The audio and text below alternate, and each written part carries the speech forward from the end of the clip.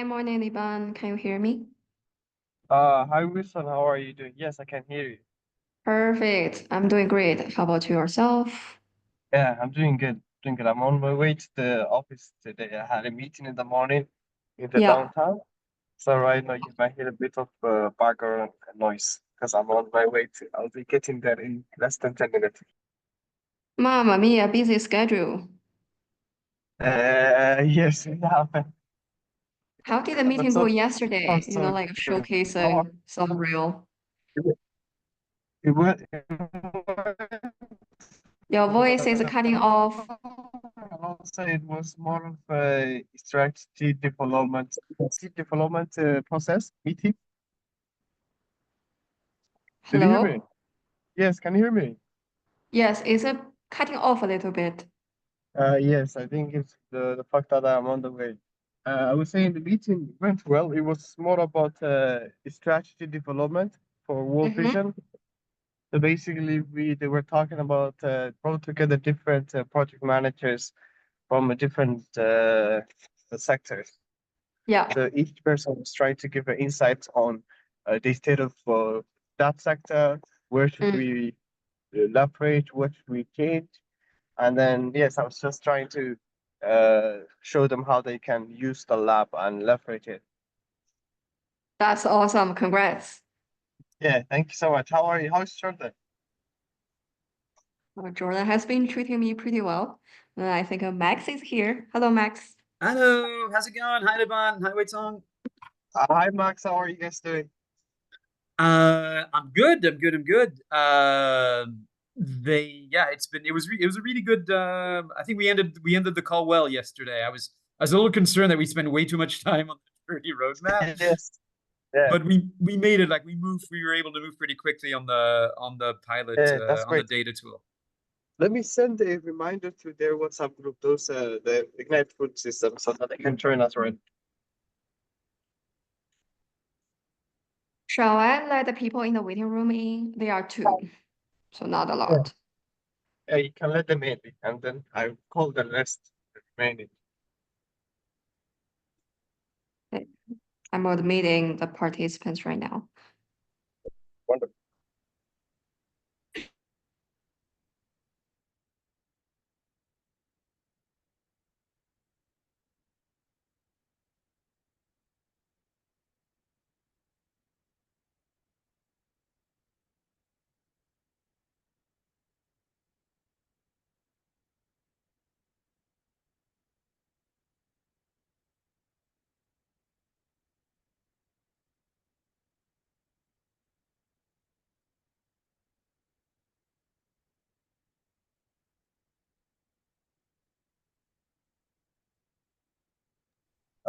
Hi, Max. Also, we have with us Mosendi. Mosendi, he's the meal manager for somewhere for the north. So then he can join us this session as Oh, we that's discuss it. that's great. That was on the high. Very nice to see you. Hi Max, thanks so much. Hi everyone. Hi, Mosendi. How are you doing? Good, good, good. Sorry to join late. I had some issues with my internet.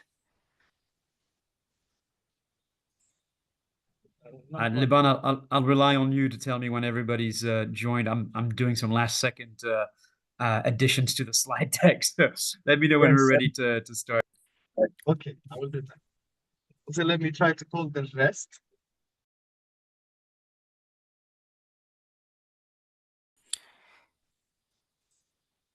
Hello everyone, morning from my side.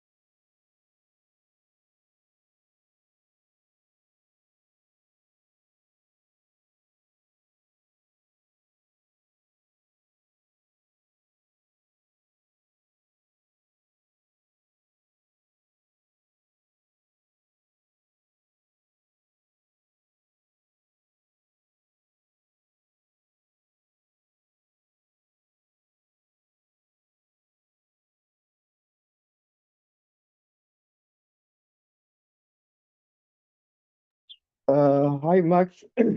Only two innovators are missing. Those from RAS Agribusiness and those from Sun Farm Fresh. So I tried to reach out to them. They're not responding. So I think we can proceed instead of waiting for them longer. Okay, no, very well. Well, thank you, everyone. Thank you for those of you who've joined us. Welcome to this second webinar on the monitoring and evaluation of social impact from Response Innovation Lab. Just a couple of quick things. So we will be continuing to work on the same document that we started working on last week. So that worksheet, that Excel worksheet that had the different tabs. And remember, last time we worked with the innovation journey roadmap, but we'll be going back to that tool for a little bit, and then going on to some of the other tools it contains. So if you have access to that document, it would be great if you could take a minute to have it ready for us. But before we do that, maybe we can just kind of go around quickly and see how everyone is doing. So I don't know, Ahmed Salad, how are you?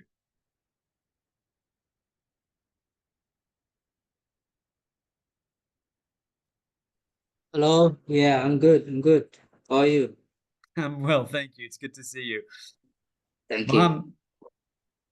Mohammed, how are you doing?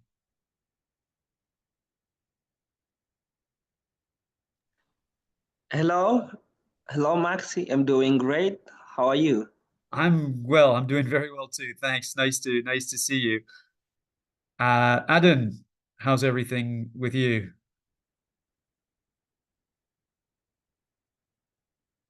Hello there. Hello, everyone. Good morning.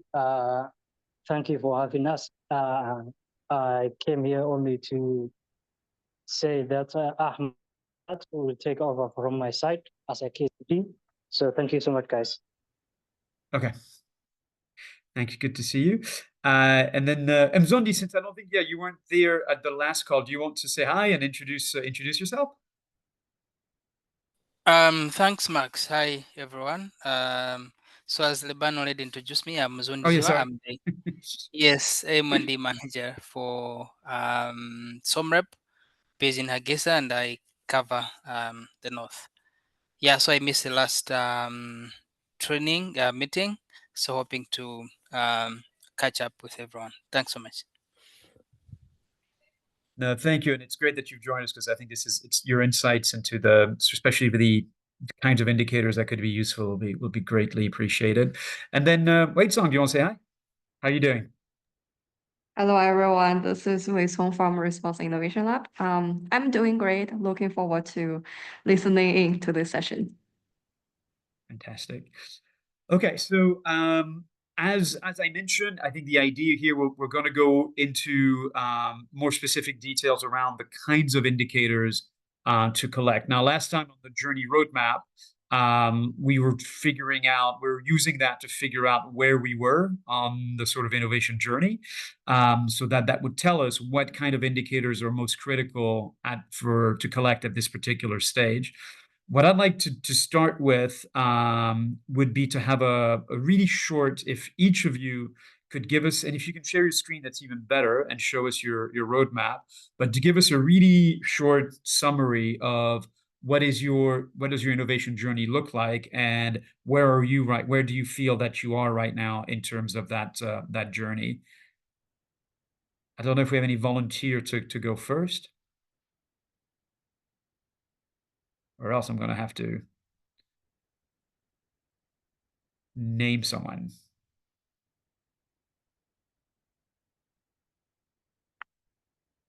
Okay.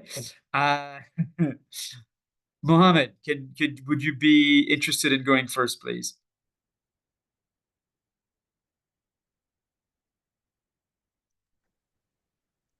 Thanks, Max. Though I missed the last session. Okay. Yeah, I may try to actually say something about the question that you asked. From our organization and from our company, I think we are now in a piloting stage, because what we're doing was producing organic fertilizers from organic waste. We want to recycle organic waste to make it organic fertilizers in order to provide accessible and affordable product to Somali farmers in the southern part of the country. So we already importing the product, then we wanted to release it locally. So we are kind of piloting, see how the people and farmers are accepting our products, and maybe scale up to reach more customers and more farmers. Thank you. No, fantastic. That's very clear. If the farmers haven't not yet seen or interacted with the solution you're providing, then you're definitely in that earlier stage of piloting. That's really helpful to know, and I think you'll see what kind of indicators are most critical at this point. Thank you. I think we have somebody joined us. Kafia, hello.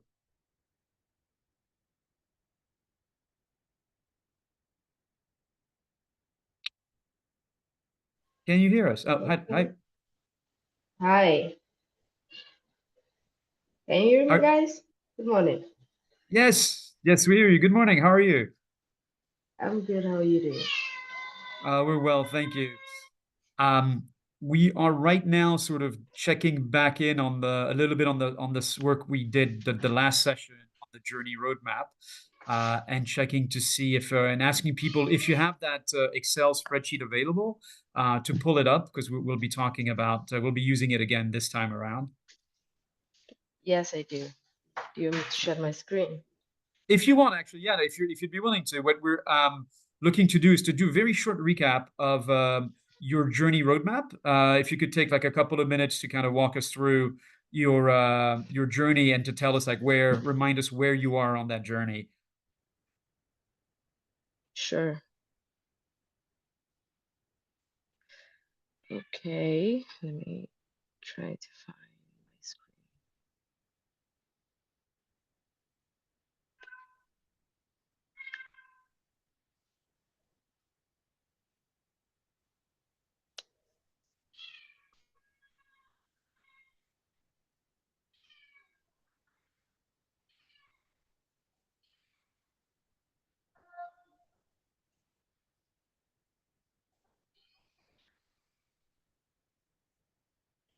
It says I can't share my screen. Oh, sorry, you have to make you co-host. Yeah, sorry, let me do that right now. I'm going to make everyone a co-host so everyone can share their screen. Or actually, maybe Wei-san, could you do that, please? Because I think you're the main host. So could you just make everyone a co-host? Yeah, no problem. Just give me a second, please. Thank you. And I have a request, sorry, to Liban. I cannot find I know I made special sheets of Shined for the Innovation Norway projects and for WFP, but I can't find the WFP one. If you have it, can you email it back to me? Yes, yeah, I can email it back to you. Okay, thanks. Thank you.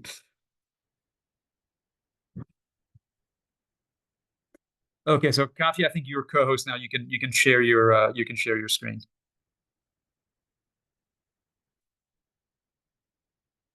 Okay.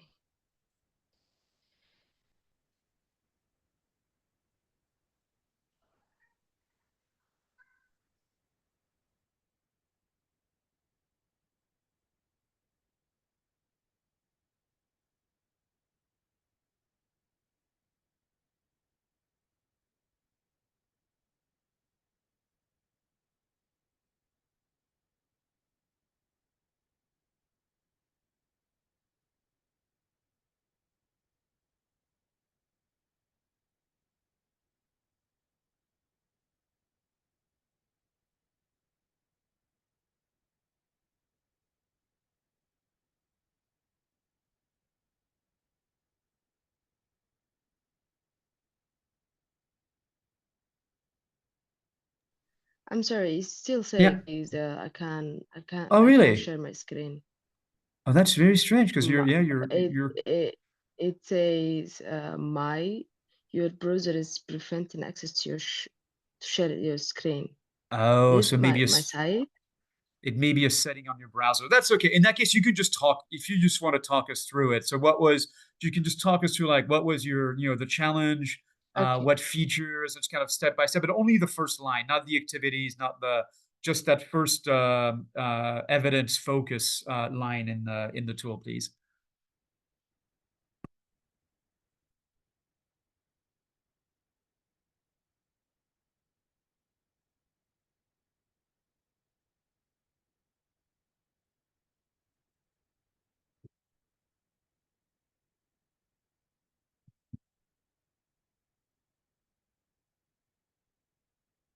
Oh, hello, Kafia, are you there? Sorry, I was talking. I forget that I was in mute. Oh my Okay. goodness. I would rather share my screen. So let me see if I can access to the my app. Oh, I Okay, see. Okay. just Well, give me a how second. about this, Kafia? Let's see if Been- you, let's give you a couple minutes to do that, and then in the meanwhile, everybody make sure you have if you can have those for those of you who have it, the worksheet in front of you, and while we wait for Kafia for the screen to share, just I can say just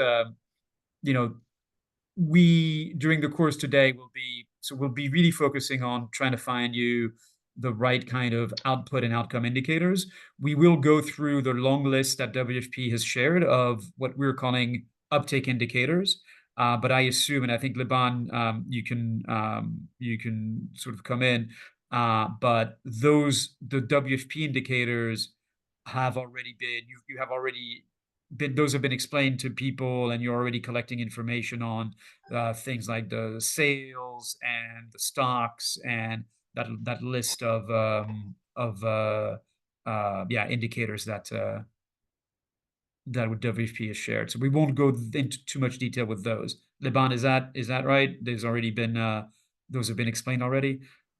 Yes, and also I think I shared the indicator documents with them, the innovators, prior to the session, so that they can go through it and try to find which one they can utilize. So Okay. we would go right into the discussion today, not focus more on the indicators. Okay, great. And then wait, so I see Kafia is joined through another account. So if you could also make that new account a co-host, that'd be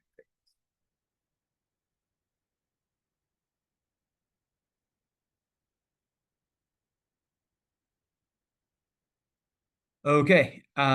So can you give it another shot, Kafia? I think you're now co-host. Can you give it another shot? Yes. Let me try this again.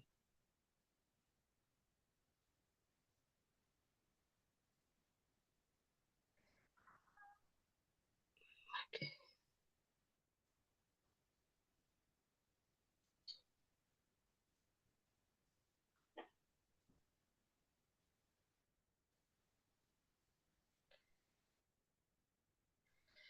Okay, yeah, it's coming. Is it visible? We see it. We see it. Perfect. Thank you. Persistence pays Lovely. off. Thank you so much. You have been patient with me. So this is our evidence focus part of the Excel, and this is our problem statement. Basically, it's what we discussed our last session, most of it in this section, and we even shared the comments in the chat box of our last session. So our problem statement will focus on leasing tractors and training gap, good agricultural practitioner. These 5 will be especially the first 3 will be our main innovation features. Can you hear me? Yeah, absolutely. Keep going. Keep going. Yeah, we can hear you well. Lovely. Yeah, so we have the demonstration plots. We have the mobile app for the tractors currently, and then we will add the trainings and other services, and the trainings. Immediate result, although you gave me a different way that we can present our immediate result, but this is mostly what we are, the immediate results or outputs that the community will adapt faster, and then they actually reaching out for the trainings, and especially the tractors, because the tractors mainly are reducing the labor, which consumes a lot of time and costs. And we have the intermediate result which is improvement from the immediate results, and the outcome. Outcome is we have reduced labor costs and save the land preparation time. What can take a month can take a day, literally, or a week, with the tractor really using surveys we are providing at my farm. We expecting to increase 80% of agricultural produce in the region. The goal also, we are introducing agrotech, whether it's mobile applications, the drip irrigations, greenhouses in our trainings, and other agricultural agrotech services and agricultural sector. And the goal is to also contribute and increase their income. When we have a consistent production and then we secure the market, they will have a stronger rural economy. So that's the outcome. The social impact, we are improving the food security. Is to improve the food security, and then to have steady income. Especially we are focusing on youth and women in our program. Also, we are creating jobs, whether it's tractor operators and trainees, TOTs. We have TOTs. The people we train in our previous sessions, they can train and become TOTs. That way, they can also have commission each trainings they do, and then it's kind of job creation.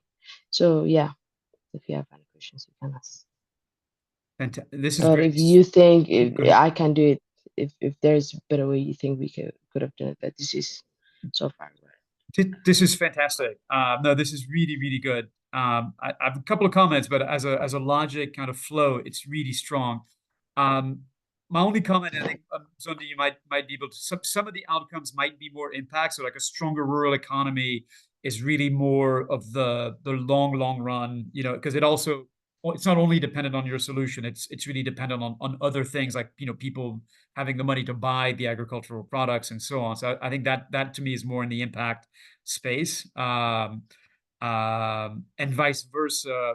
The steady income improvement might be more of an outcome. So if for multiple seasons, your solution is helping farmers farm their land more cost efficiently and sort of bring down their cost of production, that's actually more of a direct result in a sense. So you might want to look. There might be some swaps between outcomes and social impact. Yes, I'll do that. Thank you so much. But everything is correct. The one thing I will say is, in the immediate results or outputs, you have really good outputs.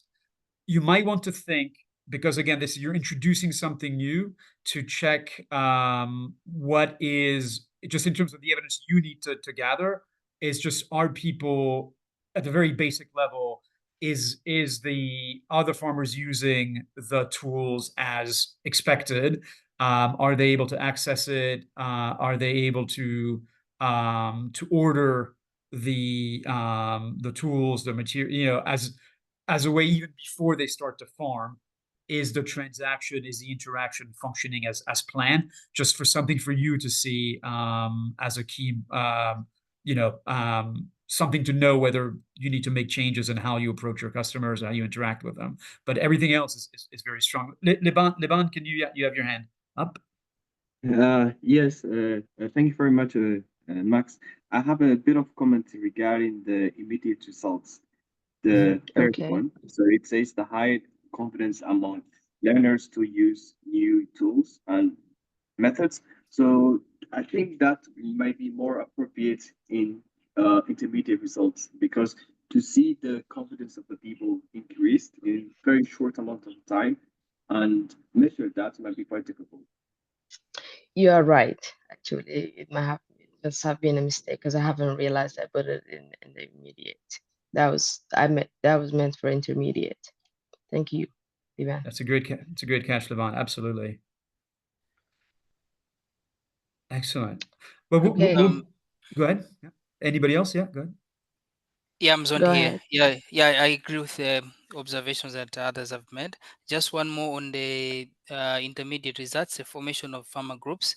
My suggestion is that Okay.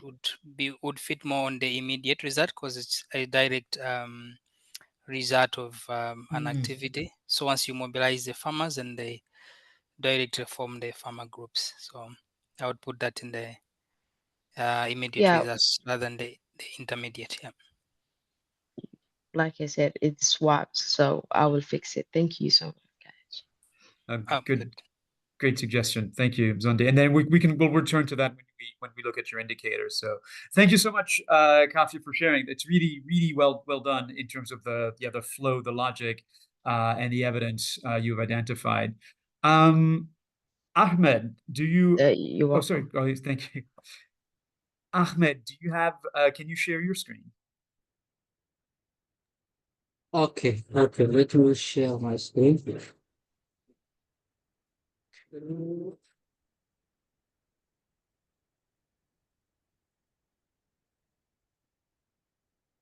Can you see my screen?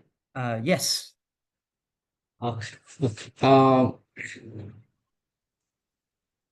The problem that we are solving is providing a cooperative management system. Currently, cooperatives in Somalia, most of them, they don't use any system. Their problem is lack of efficiency. They don't have transparency, how to, and also it's difficult for them to manage members. Some of the cooperative, they have hundreds of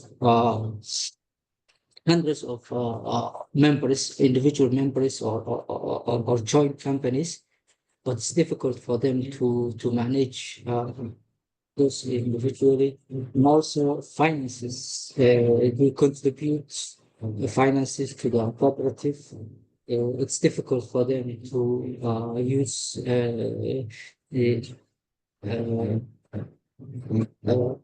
with our system, and also in operation overall. So what we did was we designed a cooperative management system that helps them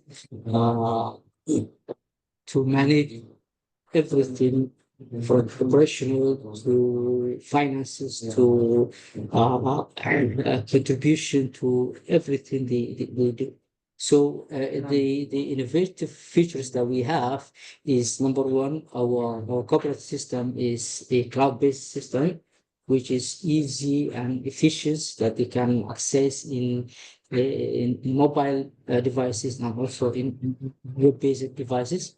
And it's very simple. It doesn't require much data or high-speed internet to access it.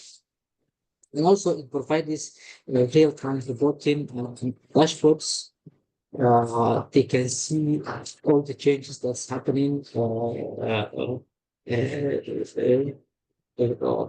as a dashboard. And also the most important thing is member contribution monitoring. What they do usually is they contribute, they pay a monthly amount of money to contribute the cooperatives. So the system has features that manages those contributions individually, and also what they do is they take loans. When they take loans, they go as a group, as a cooperative, to the bank or microfinance institutions and they request a loan and they say, for example, we need that number of money for this member of our cooperatives, and also we will take the whole responsibility. So we provided a feature that allows them to track those loans they take and individually repay those loans back. So they can see who doesn't repay, who pay the loan back. And also the system has integrated with financial institutions, particularly MFIs, microfinance institutions. Currently, we have 6 major financial microfinances that integrate into our system. What they do is they do the request through our CMS, and also they get approved by the microfinances from the loan. So the loan actually appears on the system, and they can track it from there.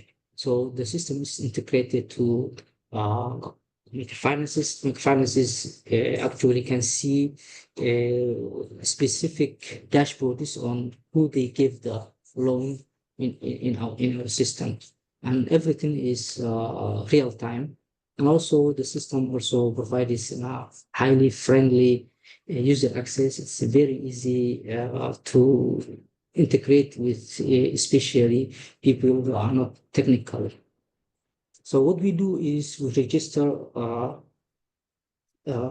members, and also we register as Sorry, as sorry to cut in. I think we we might need to move a little bit quicker. So like I think you've done a really good job of listing the features, but could you just sort of explain a little bit more about like what are you expecting in terms of when people begin to use, what does what changes and results do you expect? Sorry, because we're going to need to move on pretty quickly. all right, Thank you. thank you.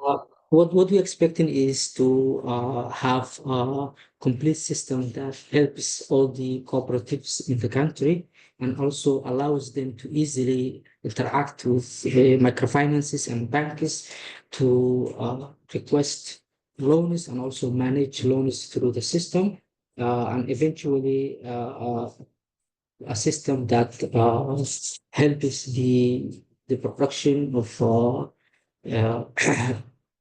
of the cooperatives, whether it's a service or a product. Mostly what we focus in agriculture and fishery, but also we will expand them. Uh, and finally, it's a system that is for all cooperatives and its members is to use and grow their businesses. Thank you, thank you. And I mean, I've been looking, I think everybody's been looking at your screen, and I think that chain of results is really, really good because again, in the immediate results, you have like the initial interaction, so the registration, which is really important. Like, can people register on your platform? If not, then nothing's going to work, right? And then yeah, is the data management possible? Can they see, is the data visible? Do they have access to the records? So I think these are exactly the kind of things you want to look for quickly in the initial very short time frame. And then yeah, I see then your intermediate results are about like the system functioning and people being able to track the activities of the cooperative members. And then that means the financial errors in the financial data get identified, then it becomes more accurate, or gaps in the data then become more clear as well, which also then leads to more engagement, because when people see their data mixed with others, it helps them understand how the bigger picture. And then yeah, in the outcomes, I see that you have that would lead, this more robust, accurate, timely information makes it much easier to govern the co-op. It also means that you have stronger financial management systems, and that leads to trust as well. And then in your impact, your cooperatives become more resilient and sustainable, which means better livelihoods and increase to more opportunities. I think this is really solid chain. I'm curious, others, what are your thoughts on some of the steps and the evidence that's mentioned here?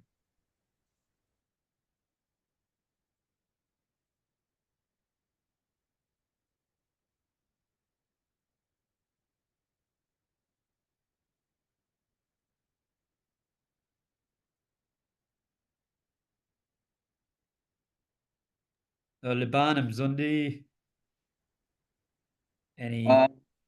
Yes, I would like to add maybe one on the immediate results. The last one is streamlined cooperative operations. So I don't think so. The streamlining of operations can be achieved in that short amount of time. Maybe move it to the intermediate result.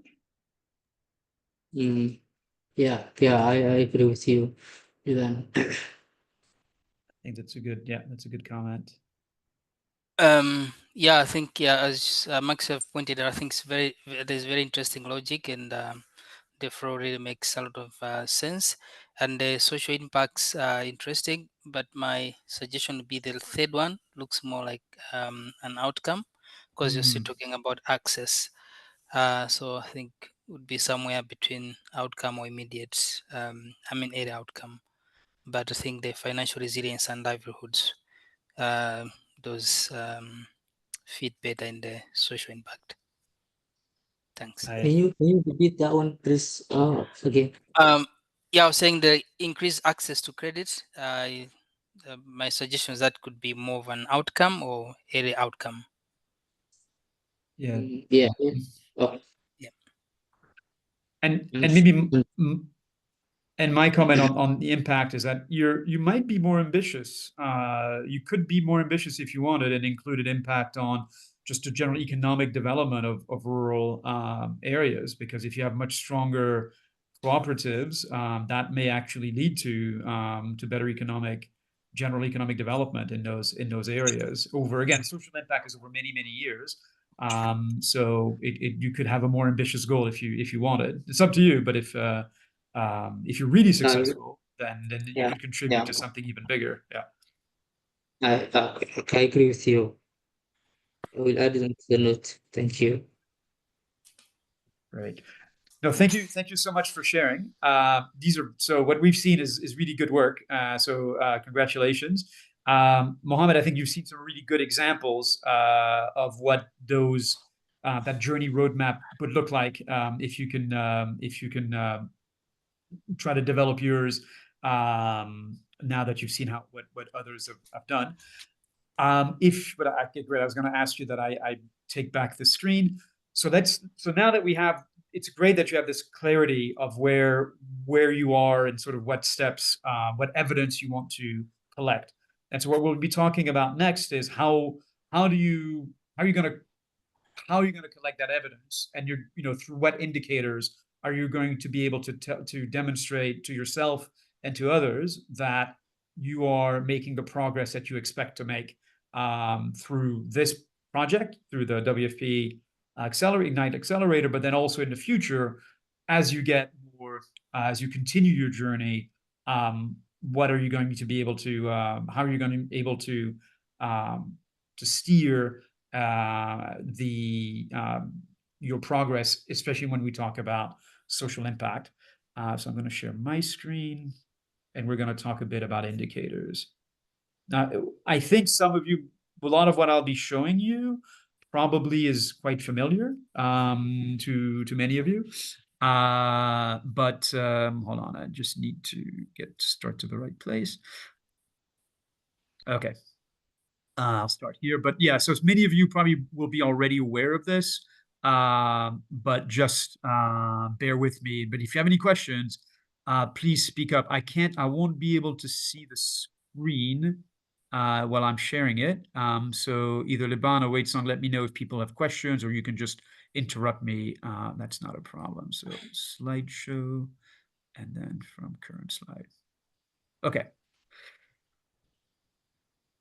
So there is a tool in that toolkit called the Pilot Data Management Tool, and it's for pilots and even for sort of scaling projects, such as an accelerator. So maybe let's start with the basics, right? What do we mean by an indicator? What is an indicator? So these are data points, right? An indicator can be anything really that is specific, observable, and measurable that is used to assess the progress of performance or the success of an intervention. So it's a really broad definition, and the data doesn't always have to be quantitative, it can be qualitative. So it doesn't have to be hard numbers. It can be things like user satisfaction, which you can put a number to, but at the basis is more of a feeling, right? It's more of a an impression. But so it's quite open. There's an unlimited number of indicators that you can think of to track progress. The important thing about these indicators is understanding that there's a series of what's called a logic sort of framework that makes these indicators, that sort of connects indicators from smaller to larger levels and across different kinds of interventions. So generally, when you talk about when people working in social programs, so UN agencies, NGOs, government, they generally have a very clear and standardized way of thinking about data and indicators. I think it's a little bit different in the private sector. It's maybe not as rigorous or as streamlined. But if you're going to be working on social impact, and if you're going to be working with partners like UN agencies or bilateral or public donors, foundations, or if you're going to partner with nonprofits or even government, whatever work you do, you help them do, or they help you do, they're going to have to report information in a chain that looks very much like the one below. So you're really looking at, when you have a project that aims to improve social outcomes and have social impact, it starts with inputs. So like knowing what is put into the project. So that can be people, it can be like training, or it can be money, it can be equipment. These are things that expertise. These are things that are going into any project that sort of define what the project can work with. And then any project is going to do activities or interventions, right? So an activity could be something obviously like a training. It could be a distribution if you're handing out goods, or that is an intervention, that's an activity. It can be developing new tools, testing new ideas. All of those can be activities, and these activities are going to generate outputs, right? So there's something is going to happen after that activity has been carried out. So if it's a simple activity like a distribution, your output is, if you're distributing seeds, the activity is a distribution. The output is 100 farmers have 10 X amount of seeds each. That would be your output of a distribution activity. If it's a training activity, the output would be that people are now trained on whatever you train them on. So if you train people on crop rotation, if you train 100 people on crop rotation, your output would be 100 people are now trained or have a certificate in crop rotation, for instance. The next level is outcomes, and outcomes is really what happens when people start to use the outputs. Again, how do they use their training? How do they use the seeds that you've given them? How do they use a new piece of equipment that's been provided for them? And then the impact is, as we mentioned before, it's a long-term change that you're creating. What is going to remain as a change? What's going to change for not forever necessarily, but what's going to change after your project is over? So if people have become wealthier and able to make reinvestments into their farm, that's really a long-term impact. If their economic situation is improved, generally that can be lasting if everything goes right. If people are growing more educated as a result and have become more masterful farmers, that's an impact, because you don't lose that knowledge necessarily, and you're able to use it for the rest of your life. So this is the result chain, that I just mentioned. It's really standardized, and so you will probably, after WFP, if you continue to work with these kinds of programs, this will become very familiar to you. Okay, I'll sort of skip a bit over that because we'll go right. I think it'll be easier to go right into the examples. But the way we've at Response Innovation Lab, this Shine It toolkit that you've seen, it's really an attempt to connect two kinds of indicators and two kinds of approaches to information that we've seen. So when we started our project, we had a lot of innovators like you who came out of accelerator programs from social investors, from more of the private sector side of things. And what we saw was the kind of indicators that people were being taught to use were very much about what we call uptake. So it's about growth, right? Because if you're a for-profit, you need to grow your sales in order to stay alive, right? You need to increase your number of customers. You need to be able to market your solution to more people, have more users, show volume so that people can invest in you. They have confidence that you're a growing company, and then banks will loan you money if they feel that you're going to repay them. And investors will invest in you because they believe that you're going to achieve in the future, you're on the trajectory, you're on the path to getting more results and becoming a bigger initiative. And that's really great. But those of us who are coming from the nonprofit world, and I used to work in UN agencies, I worked for big international NGOs and so on, what the measurement of success isn't necessarily growth. It's really about creating these outcomes and this impact or this change in the status of the population we serve. And so it doesn't mean you can have a very fast-growing company, but if it's not really delivering the results, the social results, then it's not going to be attractive to these kinds of investors and these kinds of nonprofit partners, because they're going to need to demonstrate that there's a social change. So people livelihoods are going up for your users, your customers, that there's better nutritional outcomes for the community. Maybe there is more food security for the population. Those are the things that matter. So what this toolkit tries to do is to do both, because both are important.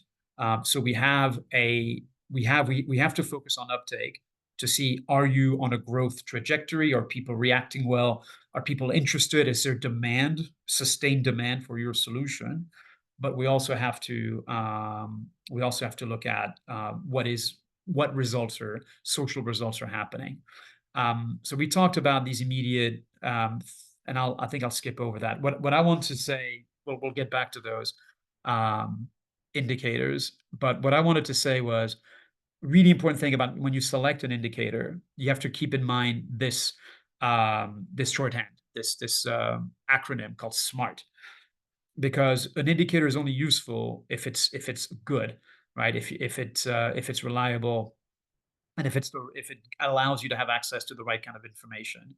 So whatever indicator you pick, whether it's for the very short term, whether it's an immediate results indicator, an output, an outcome, or an impact indicator, that it has to meet those criteria. It has to be specific, which means that it's got to be clearly its meaning has to be clear.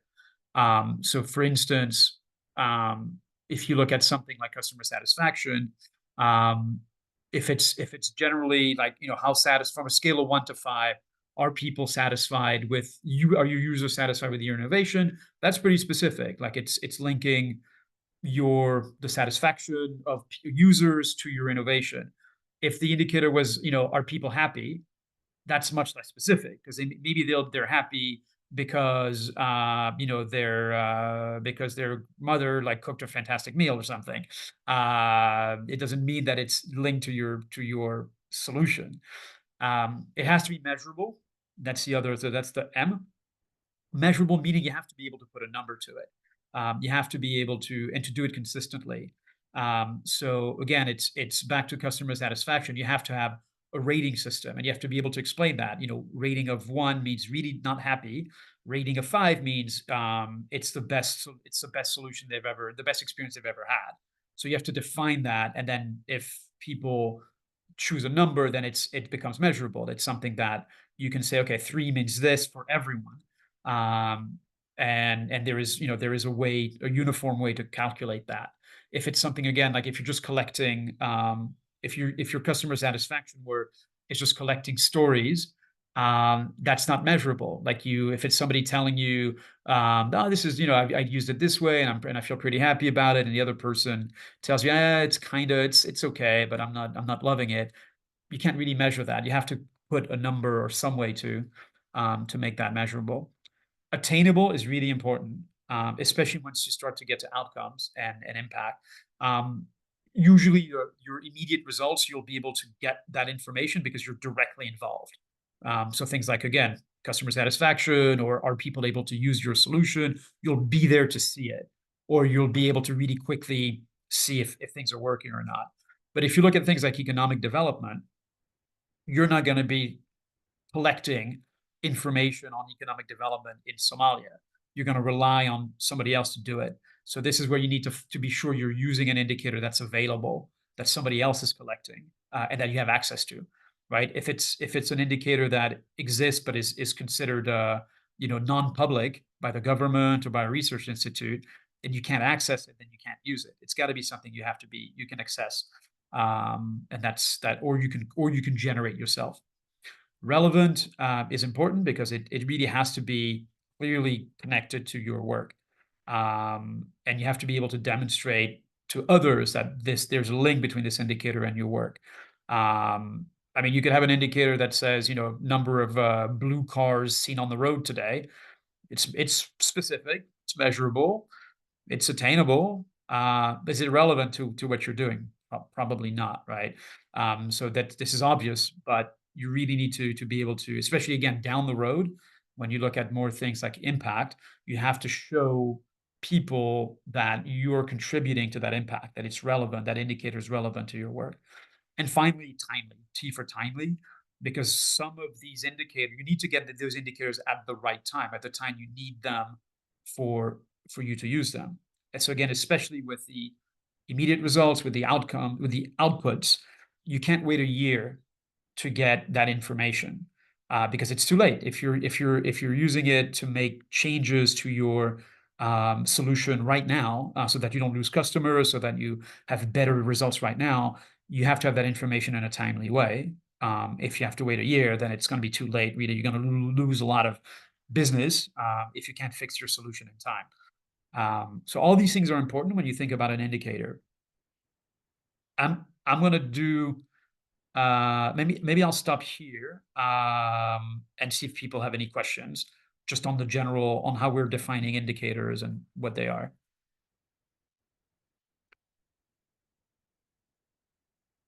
Again, I imagine many of you have seen this before, but I just want to make sure that if some of you haven't, that everything is clear. It is clear, Max. Thank you. You have explained it very well. And let me know if I'm speaking too fast as well, because sometimes I have a tendency to do that. I get excited about this stuff. Okay. If there are no questions, then a couple more things. Okay, now we can talk about some of these, some of what we'll be looking to collect today, what we'll be sort of getting into. So I mentioned innovation uptake. Already WFP has a list of many more sort of business and growth kind of metrics that you've already seen and filled. So I think that those are going to be most of your uptake indicators, because we don't want to overload. And there's already a lot that's being asked of you. And many of them, and actually most of them are really good. And I would say all of them are relevant. They fit that SMART category. And so you have that already through this project. So we're going to be looking a little bit more at the output, sort of the immediate results and the output indicators and the outcome indicators, for you to think about today during the rest of this workshop.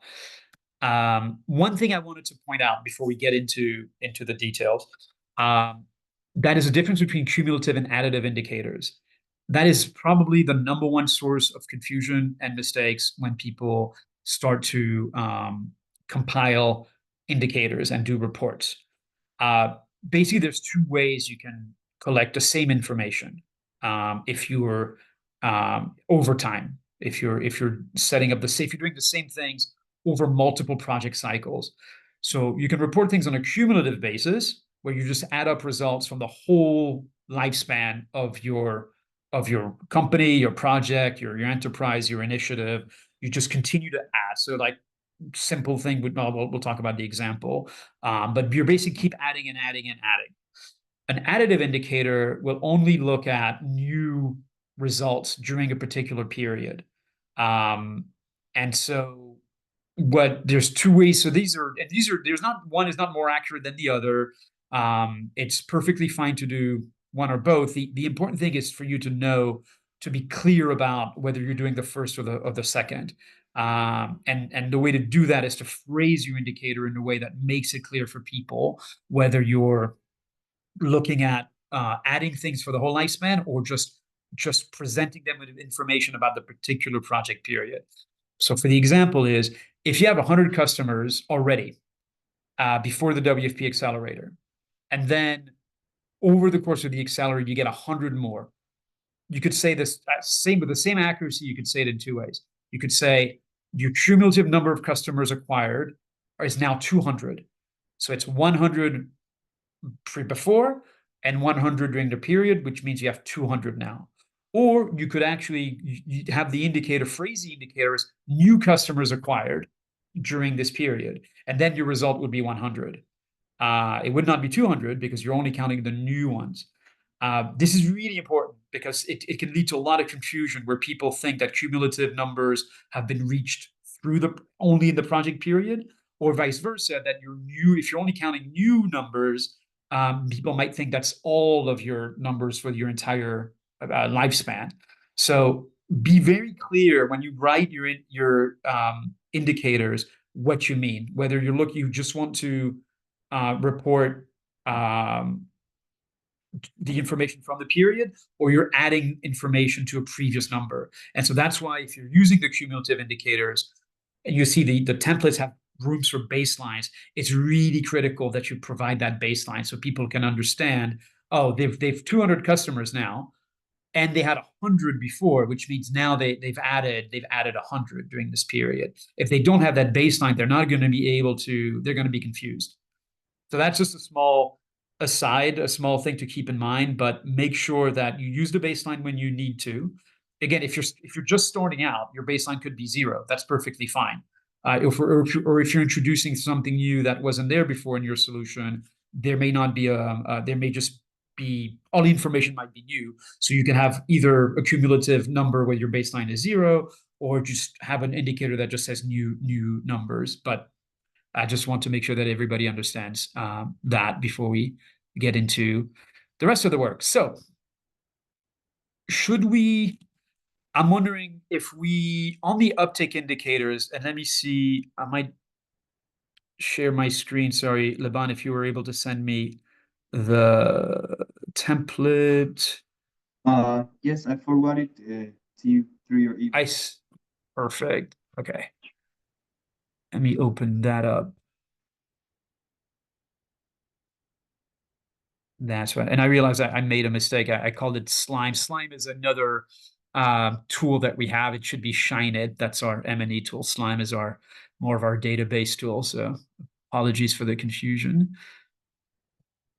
Okay. So this is, if you look at this, so this is the tool that we'll be talking about here, the data management tool. And this is in the uptake in activities indicator. This should not surprise you, because these are taken from the WFP, the template that Ignite has already shared with you. So number of staff employed, either permanent staff or non-permanent or casual, number of staff based on youth or people with disabilities, the annual revenues from prior, the annual revenues from 24, the number of products. And again, some may not be, I realize that based on your types of innovations, some may not be relevant. And I think you have to flag that. because I think they were meant to capture as many different types of innovations. But new clients, certainly, because so again, this is new clients, so this is an interesting one. You can see this is definitely not cumulative, right? This is only new clients, new partnerships, new products during the period. So in this case, there really isn't necessarily a baseline, because you're only looking at the new numbers.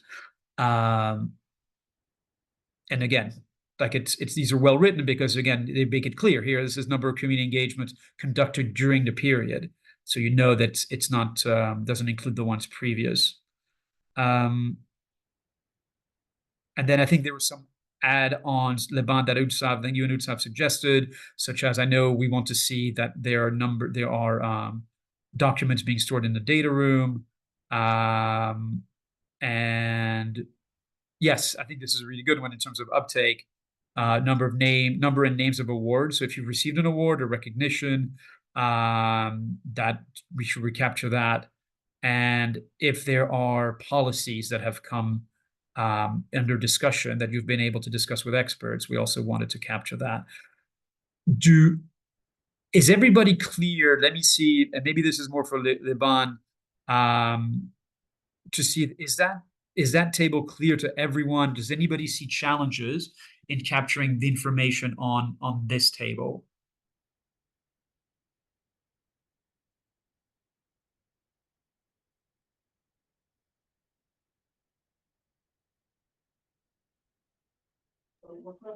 I think we can say it pretty clear.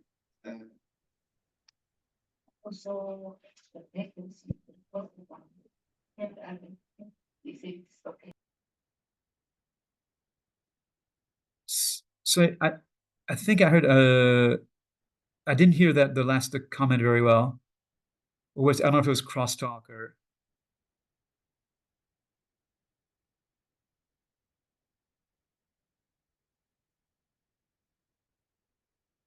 Okay, so no questions on that table. Everybody's clear on those indicators, how to collect them, and how to use them as well.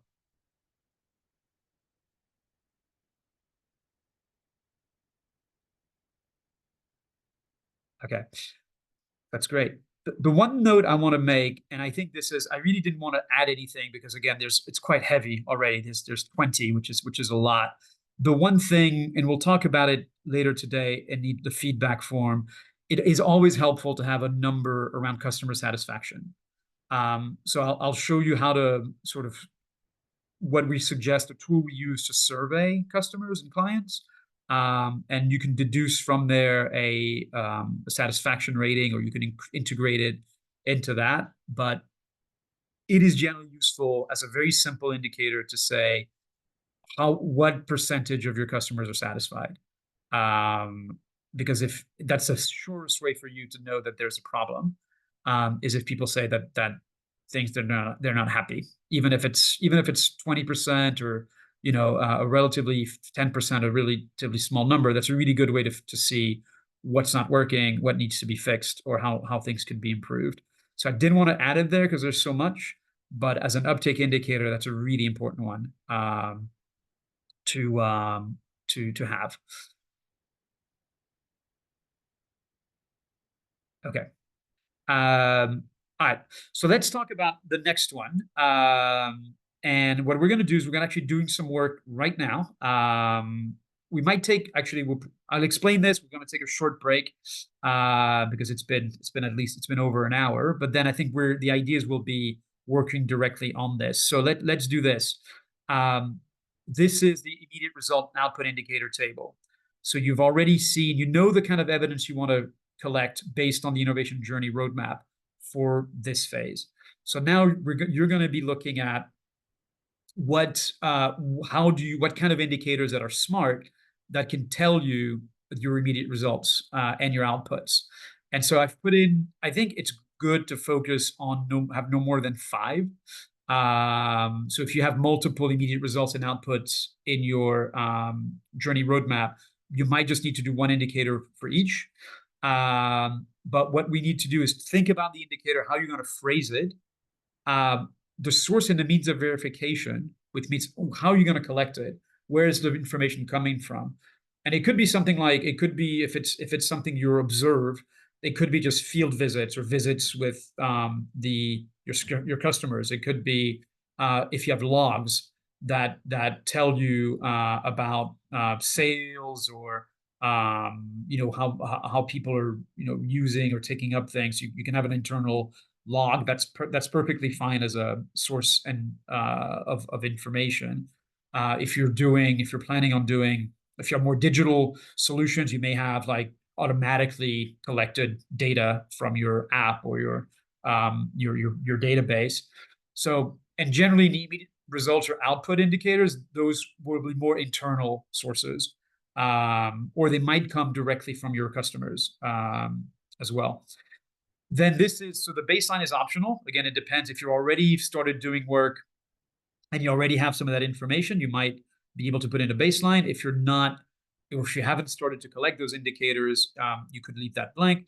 But you need to know like what are you expecting? What is the target? If you can break it up by gender, that's great. If you can't, that's okay. You can just do the total. I mean, obviously for some of these, like for the cooperative, boys and girls, like you might only be looking at adult users, not children. So you can do it as you wish. And then the results, you don't need to put those in now. Those will come as you collect the information, obviously. So what I'd like to suggest, first of all, I'm going to see if people have questions, and then we're going to take 10 minutes you can have a short break, and then take about 10 minutes to just start to brainstorm some of these indicators to see what comes to mind. What do you think would be ways for you to collect the information you need to look at your immediate results and your outputs? Is that is that clear for everyone? Does anybody have questions?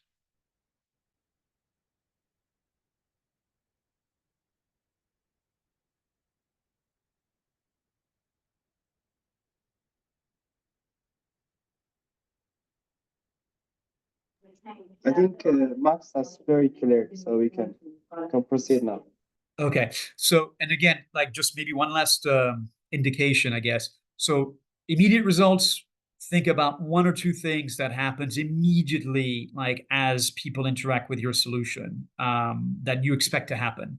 So again, if you've got if you're lending a walking tractor, does it work? Like, can it be operated? I mean, like really basic things that you just need to know, is it working? And if it doesn't work, then nothing else can happen. So those would be the immediate results. But then also the output is more again about the result of like once again. So I'm going to keep using the tractor as an example, but the output might be, like you say, the field may have been plowed more quickly than before. That would be an output, faster plowing or land. I'm sorry, I'm not very familiar with those indicators, but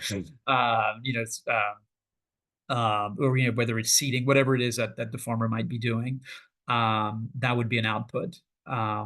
So think about those. Let's take, okay, I see it's 11:12, I believe, right now. Let's give you until 25 to maybe take a short break if you need to, and then to start to add some of those indicators in your template. Okay, I will see you in 13 minutes.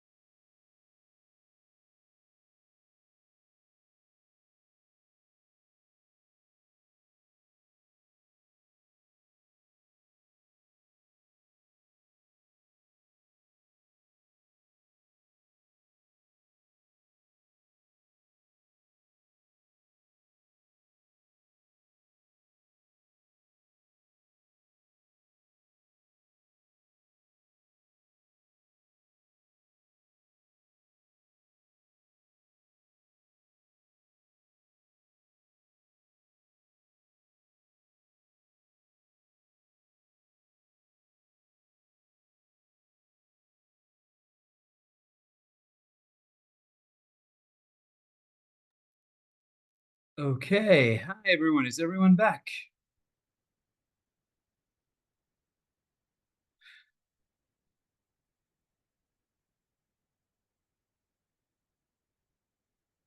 I think everyone's back. Yes, we're here. So we can start to proceed with the rest right now. Okay. Okay, great. So I'm going to stop sharing my screen and seeing if others can share theirs. I saw Mohammed, I just saw your, I'm sorry, I had stepped away from my computer. I saw your message. Were you able to get instructions? Sorry, Max. No, I saw your message in the chat, and I hadn't seen it before. Were you able to work on the indicators? Sorry, I lost the internet, so I didn't get what. When I see that the people were silent, I understood that the people went for a break. Then I asked you a Okay. question, was there an assignment? Then no one answered me. Yeah, I'm sorry about that. I'd stepped away from my computer too. Okay, so the assignment was to actually start to put in the indicators for the immediate results and outputs. So maybe I'll ask others to share what they've done, and if you can try to also maybe think about some of the indicators from your that would fit for you. That could be helpful. But we can follow up with you later. So Thank you. maybe I don't know, Ahmed, do you want to share your screen and to show us what indicators you identified? Okay. Can you hear me? Yes. Okay. I my work is still under development. So let me share what I've done. Can you Great. And I see? know it's coming, and I know Yeah, time is very short, so I'm not still working expecting you on to have it. everything. Yeah. Okay. Okay. Right now I've done two indicators. First is member of cooperatives on board on CMS platform. The second one is the profile creation for all the corporate members. So I don't know if I did how it's supposed to be, but this is what I've done. Thank you. No, this is a really good start. One question that I have, so and I think they're both really relevant. I think that this is exactly in terms of the being kind of early stage indicators. I think these are quite good. One question I have is on for the S in Smart, the specific. Can you tell us specifically what do you mean by onboarded? Onboarding means first you have to engage the cooperative. Cooperatives they work as an organization. So they have management, they have rules, and also they are registered on the regions they operate. So the first thing we do is we engage them first and talk to them and explain our platform, and then provide what we call onboarding sessions for them so they can understand. So when they agree or see the potential and the benefit of the platform, after that's when we start registering to them. So that's what we mean onboarding. So first we have to engage with them first, for them to understand the platform and also become accepted in order to use the platform. Great. That's what I mean onboarding. Great. So thank you. This is clear. And so I think onboarding is more of an activity in a sense, like you're doing the onboarding, and the result of the onboarding is that the cooperatives register. I mean, it's what you want, right? After you onboard them, you want them to know enough about your solution and to see the benefits so that they then register in your system. Is there a way maybe to so in the next indicator, the number of cooperative members with digital profile, so that's them, that's them completing, does that mean they complete the registration process? Or is this something they do after the registration process, the creation of the profiles? So the first is each cooperative will have their own a dashboard. So, for example, we register cooperative as a company. So this company will have members. So each member will also have a profile. So the first thing we register the cooperatives, and then the cooperatives. No, when we register the cooperative, that means cooperative names, addresses, contact information, bank accounts, affiliated businesses. And when we register all that basic information on the cooperatives, and also they have licensing numbers from the regions they operate. When we do that, there is another segment that's called member registrations. Okay. So in order to connect members to the cooperatives, we register members under that cooperative. So most of the work will happen under the members, because the members they are the ones who are contributing, they are the ones who are entering the data, they are the ones who will request loans, they are the ones who will repay the loans, they are the person who will enter the data of productions, all those stuff. Yes. Great. If I can suggest one thing then, because I think it's really important, like you have, so these, you've really explained very well the different stages.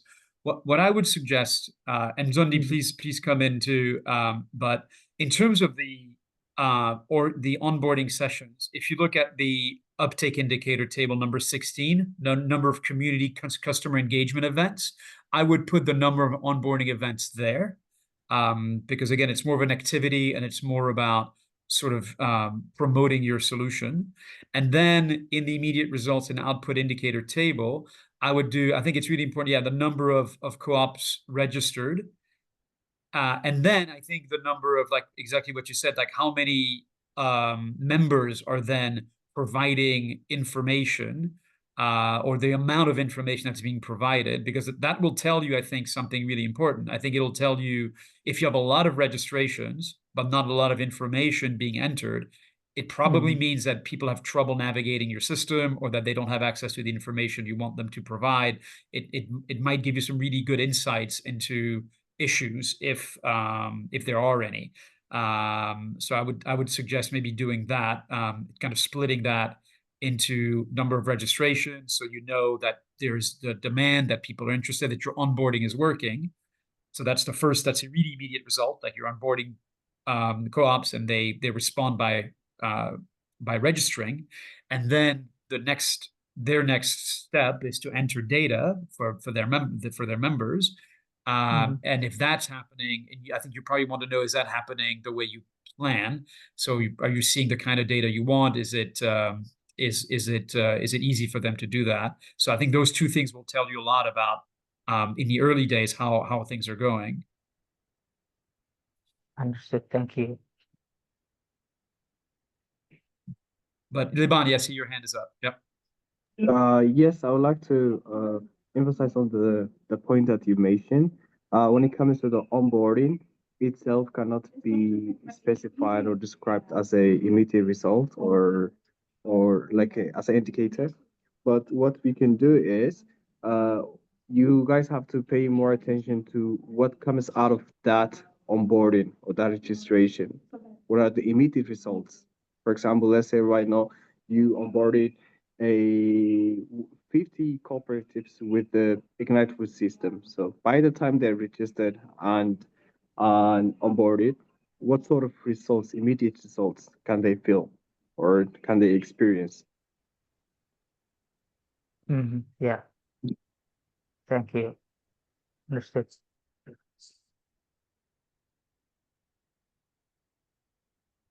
All right. Can I stop sharing the screen?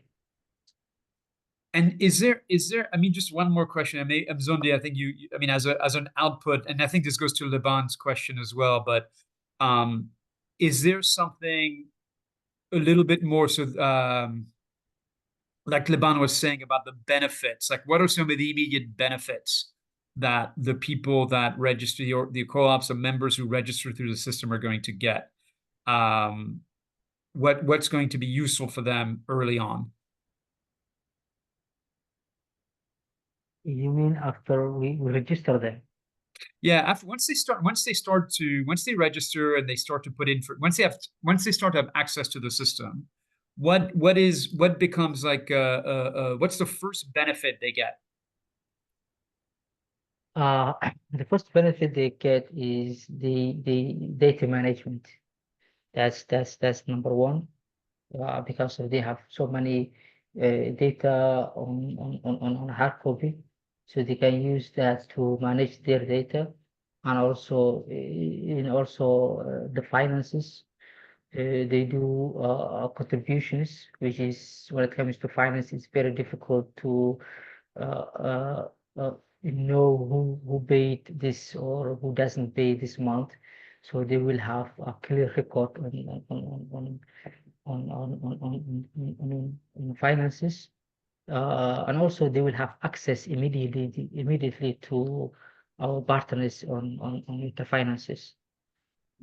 So anytime what we do is we actually provide introductory between the cooperative and the microfinances, and also we facilitate any other things they need in terms of processes for when they are requesting loans. So there are many benefits they will get when they register on our platform. Okay, so maybe that could be not for now, but like as you think about it, maybe see if you can add some of one or two indicators on that on some of those. But so it may be that if you say if they have if they have a dashboard, I presume, right, of the each cooperative has a. Yeah. So how many? It might be something like how many people are using the dashboards for decision making or something like that. Or are you seeing people use those dashboards? And access those dashboards that probably will tell you that they are looking at the information, they're using the information from them. And then yes, if people are using the system to access new partnerships or to reach out to new potential funders or partners, investors, then or distributors, whatever it may be, that could be good as well. So I think yeah, that's a really good start. And yeah, think about also it's having a mix of like internal results, which are really important, and then also what are the results from your users, from your customers. Hi, Max. Just a quick contribution. I think this has been concluded well, but for the when you are moving to the outcome level, I think maybe if you can think more about the percentage now, because you may not be able to, maybe get information from all the users, so you can just sample a few of them. So it should be more of a percentage of people that are, satisfied, or maybe this they see a specific benefit of utilizing the system that that have been given access to. But for the output, I think the numbers that the indicators that have been put here in terms of being onboarded, I think those are fine, because that's what you want to achieve from your activities, to have the cooperatives registered and onboarded. So for the outcome is the next level in terms of when they start utilizing, what benefit do they see in their processes. Yeah. And that's a really, really good point. Thank you for making it, because it also depends the phrasing of the indicators and the source and means of verification. It depends also on volume, right? If you have a very small number, that can be easy to track. But like you say, if you have thousands of customers, you're not going to be able to reach all of them for information. You're going to need to sample to do a sampling, and we can talk about that a bit more in the sort of methodology, but that's a really good point. It's good. It's usually easier if you have a record of basic information for all of your customers, that's always good to have, to use those records for indicators. But like you say, there's some more of the customer satisfaction, more of like the things that you would get by survey, that's going to be done through sampling. So thank you for making that point. Kafia, do you want to show what you've worked on?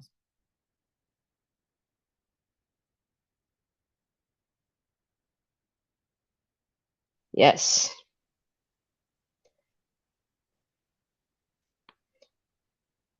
Let me try to share my screen. Give me a second.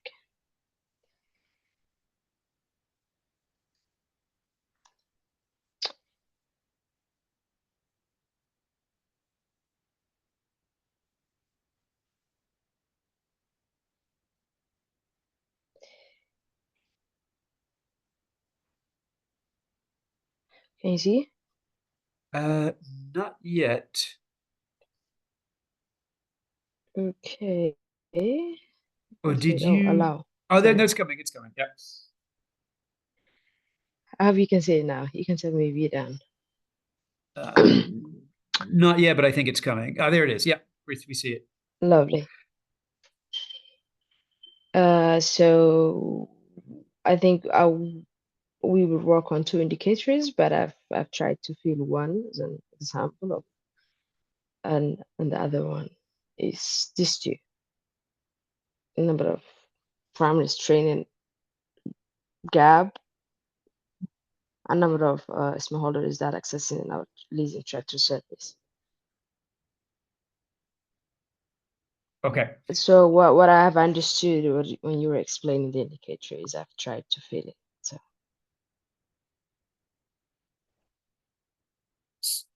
So thank you, and I think yes, I think some of the comments are going to be the same as before, where the number of trainings itself is an activity, and but there is a direct result, right? The result, this is sometimes it's just in the wording. So number of farmers trained is more of an activity indicator. But if you're looking at the result of that, sometimes you just need to rephrase it. So number of farmers who increase their knowledge of good agricultural practice is the direct result of the training, right? The training is something you provide, and the result of that training are people getting better information or more knowledge and skills on good agricultural practices, right? Yeah, but in this indicator sheet, I thought the results would be the number. For example, you expected a number, you had a target number, and Yeah. then the result it will be people who showed up. For example, I had 50 men, and I was expecting 30, and then there was 20 boys. That was 100 group of farmers that I wanted to train, for example. That was my target, but boys did not show up, but instead the number increased in men's side and on the women's section. So now I have a 35 women and 55 men, and I'm also less for my target number. So the result I thought would also be this. Am I confused or what? No, you're not confused. You're not confused. That again, that's a really good. What you have here is a really good activity indicator. Like you have trained. You had a plan to train people, and like you did the training, and you have that information. What I'm trying to suggest is, was there at the end of the training, did you do what's called a post-test training? Like, did you test whether or not people understood the training? Yes. Or was I supposed to put that on on my comments? So it's just actually in the way you phrase the indicator. So this is what I'm trying to get at. If you can have the same numbers, and if all 90 people at the training were able to demonstrate that they that they acquired new knowledge or skills, if you did a post test and everybody sort of passed, then you can just Yes. rephrase the indicator and to say number of farmers who increased their understanding of good agricultural Lovely. practices. Okay. Yeah, but also, even what we can add is the agricultural productivity of these farmers increased by having Okay. access to like a rental tractors, training on That's best agricultural the second practices. indicator. That's the I believe we can have more than 3-4 indicators, right? Mhm, Liban. yeah. So Yes. I can add that to my the second indicator, for example, which says sorry, that's my laptop. Someone is speaking. Can you mute? Someone. Is Oh that- yeah, so yeah, I don't know Yeah. if somebody's. Okay. Anyways, as my second indicator indicates it says a small farmer accessing tractor leasing services, so I can add that. Also, I that's- would have the improvement of their production.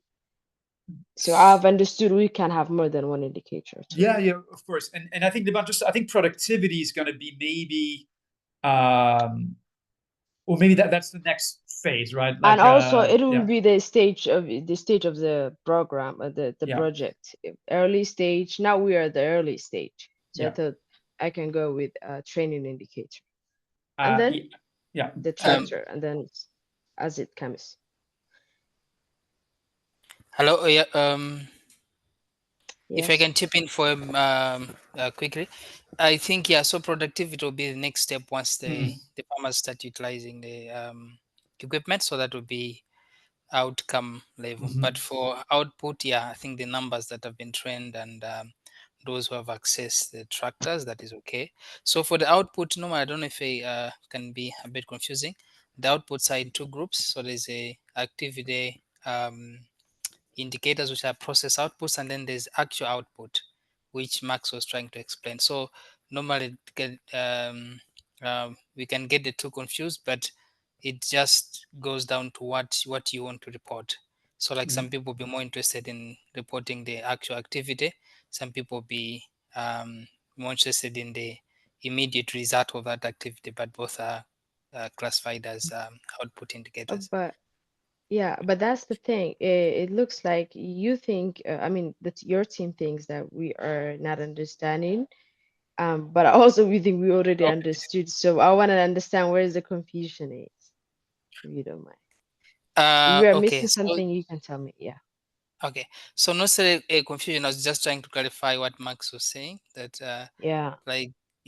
there's an activity indicator, and then there's a proper output indicator. So both of them are output indicators generally. So it just the point is, it just depends on what you want to report. If you're interested in reporting I get you. the activity, that's okay. So Lovely. So, Thank you so much. So now I get. And just where it's coming from is I sometimes get a little bit to me doesn't mean, like, the fact that you've trained somebody, just the fact of training doesn't mean that it's necessarily a good or bad thing. What's important is that people have learned something, right? That's what you try to achieve through your training. So you can train 100 people, and if you had trained everyone in Chinese and nobody understood a word, you could still say I trained 100 people. But they didn't learn. They didn't learn anything at all. So this is about the phrasing of the indicator to show people that something happened. Like there was a change, there was a result. Like something actually happened through that activity. That's what I meant. Lovely. So what I understood is, so we should be able to differentiate the activity indicator and the outcome indicator, which is really good, right? It is, and it's not easy. Like there's a very, very fine line. So it's okay. It's fine to be kind of, if it's not clear, if it's one on the other. But yes, activities and outputs, they're very, very closely linked. So activity indicators, they can guide you through your what your plan and then what happened exactly, but also outcome indicator will tell you exactly how successful was your activity. Output, yes. The output would be would be Yeah. that. And so Love one way to think about it is like for you, as you plan, you're really planning for activity indicators. You're planning to train, X amount of Yes. people with the assumption that obviously, the assumption is you'll do it well.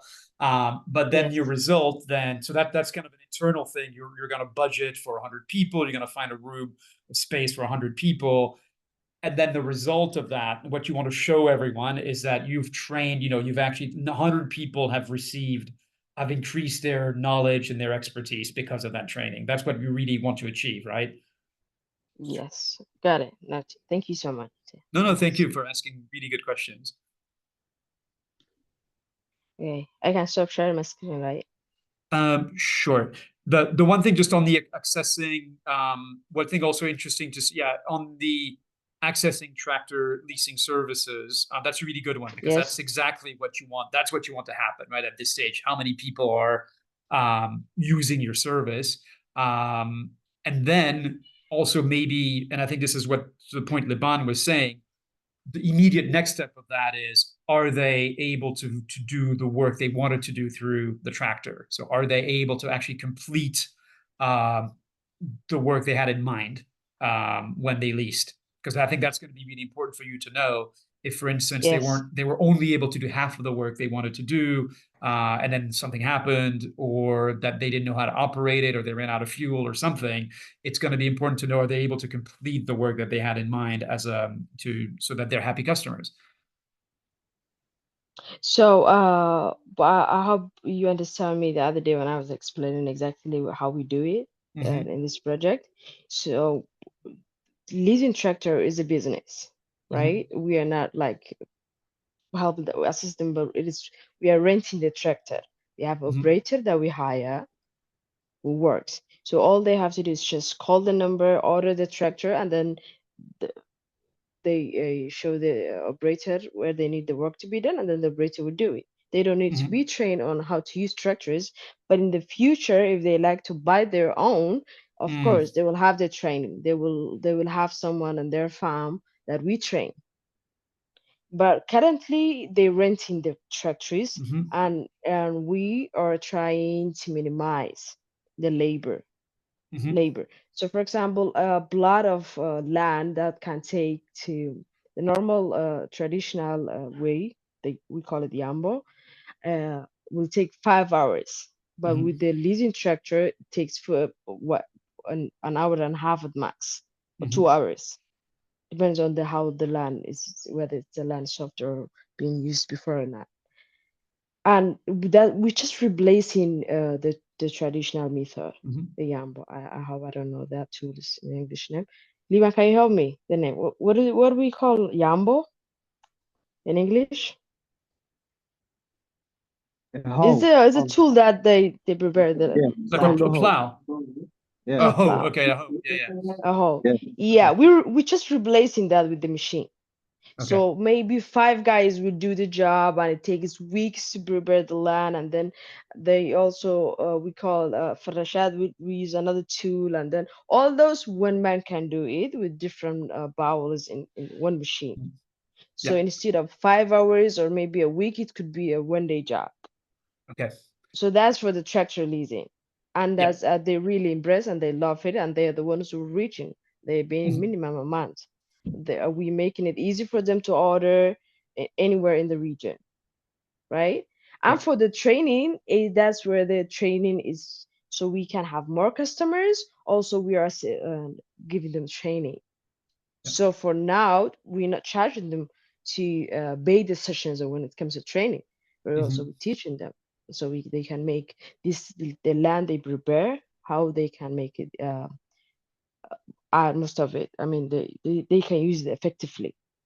We're teaching them how to minimize the water, soil rotation, crop rotation, soil protection. All those are for support trainings. So that's exactly what we do. But No, we that's are a very business. clear. Yeah, we're the Yeah. ones who want to Yeah. make profit out of Yeah. this. No, We're just good. doing stuff for them. Good. Yeah. What I was getting at, and that's to thank you for all the clarification. What I was getting at is like, just thinking about it in terms of stages. So you've got like the training, you'll have like the access of the actual tractor services. And then obviously what you want after once they access it, so access means, getting the tractor to their farm, because that's part of the process. But then the next stage is actually the tractor doing what the farmer expects it to do, right? Yeah, yes. Say that again. I'm sorry. So I'm just saying, I'm just trying to break down like the flow of events where, when you have a farmer, like the first thing that needs to happen for you to be successful is the farmer, when they order, is for them to make an order to order a tractor, or to lease the machine, for the machine to get to where the farmer is, to get to the farm. That's the access. And then obviously once the machine is at the farm, the machine has to work, right? It has to be able to do what it promises to do. So I think these are what I'm talking about, indicators needing to sort of be able to reflect that, to show that yes, people can access. Now you can skip steps if you want. They can actually access. So we have a pickup tractor, and the machine is not that big. The pickup tractor can carry the machine into to move among the farms, one farm to another. And so then, so then once they're in the farm, the tractor does the work. Farm, it does the work. It does the work with the operator, our operator that we hired. Okay. But I guess what I'm saying is, that it is good. These are indicators that you could show to demonstrate that your system works, that things get delivered where they need to be delivered, and then the machines work as advertised. And because again, it's important for you to know that if even if it gets delivered, but the farmer isn't happy because the machine broke down after 20 minutes, or it's not able to get through some of the rocks. Maybe the field is too rocky, and it's causing problems. That's important information to know for you about whether things are working. So for us, we are prepared for this, because this is the stuff we are trying to solve. We've already experienced even with our own demonstration farm. That's why we had this idea to begin with. So we are prepared. We have a team that maintains the machines, and of course, we are prepared. Yes, also I would like to add at one point, maybe also you guys can also have to consider this when it comes to the adaptations of these best agricultural practices, as well as the app, as well as the rental tractors. Can you have maybe something that can see the change of the farmers in their attitude towards the adaptations of these technology? So we keep a record every interaction we make with.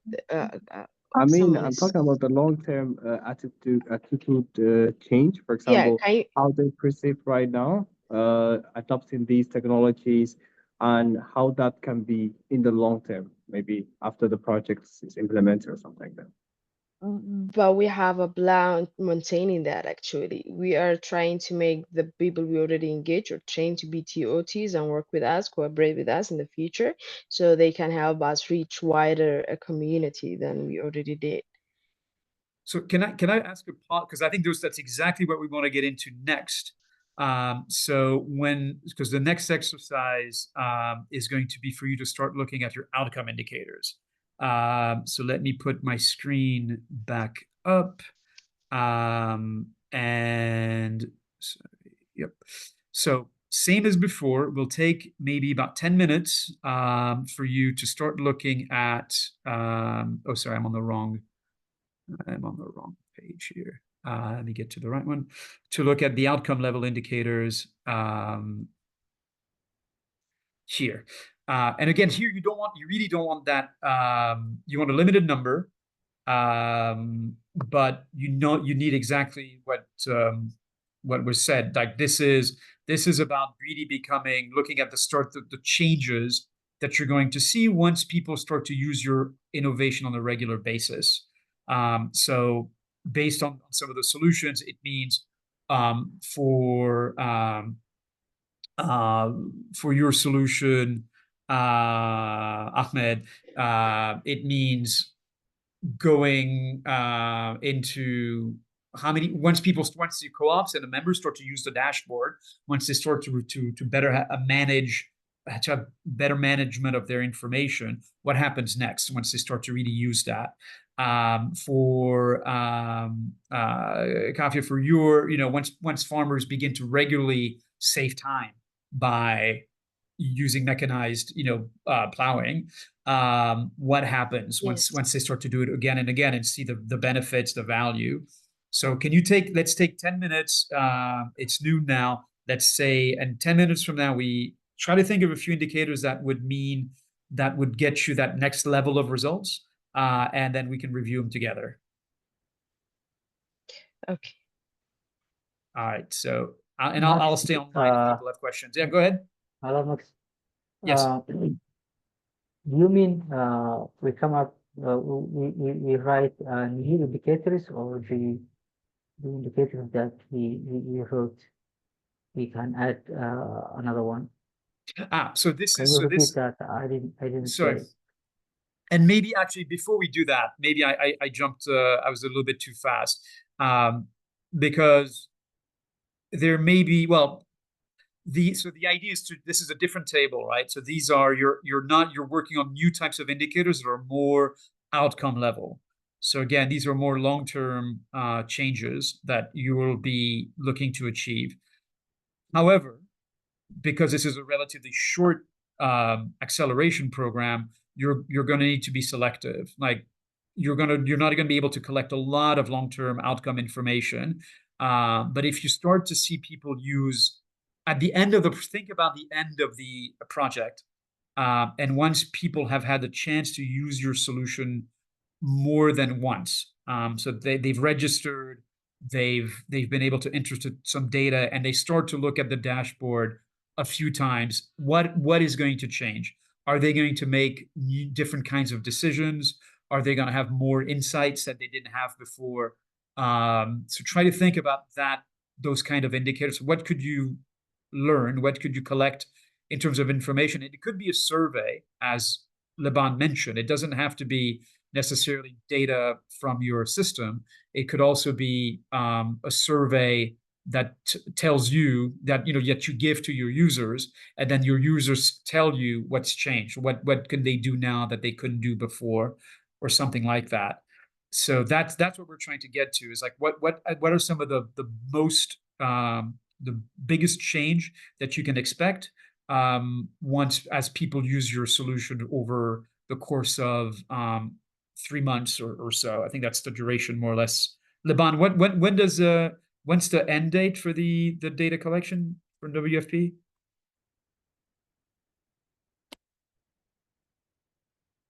Liban? Yes, Max. Sorry, I wasn't hearing what you say. Yeah, sorry. What's the end date for the data collection? Like, what's the project end date? So hopefully that's prior to the demo day, which is the next month. So Okay. that will be the end. Okay, so it's quite short. So in this particular case, it might be too short for you to really be able to have too many outcome level indicators, but it's still a good exercise to think about what would be some of the outcomes from, if people continue to use your innovation after demo day, what can they expect next in terms of results? Is that clear? Yes, yeah, very clear. Thanks, Ivan. And Ahmed, is that clear for you, because you asked a question? Yeah, it's clear. Okay, so let's take 10 minutes. And then when we review them, Zondi, maybe you'll be able to see if there's any standard indicators that could be also connect to what they're trying to collect information wise. But maybe first, let's see what kind of ideas our innovators come up with. So it's 12:05 at the moment. At 15 past, we can all reconvene.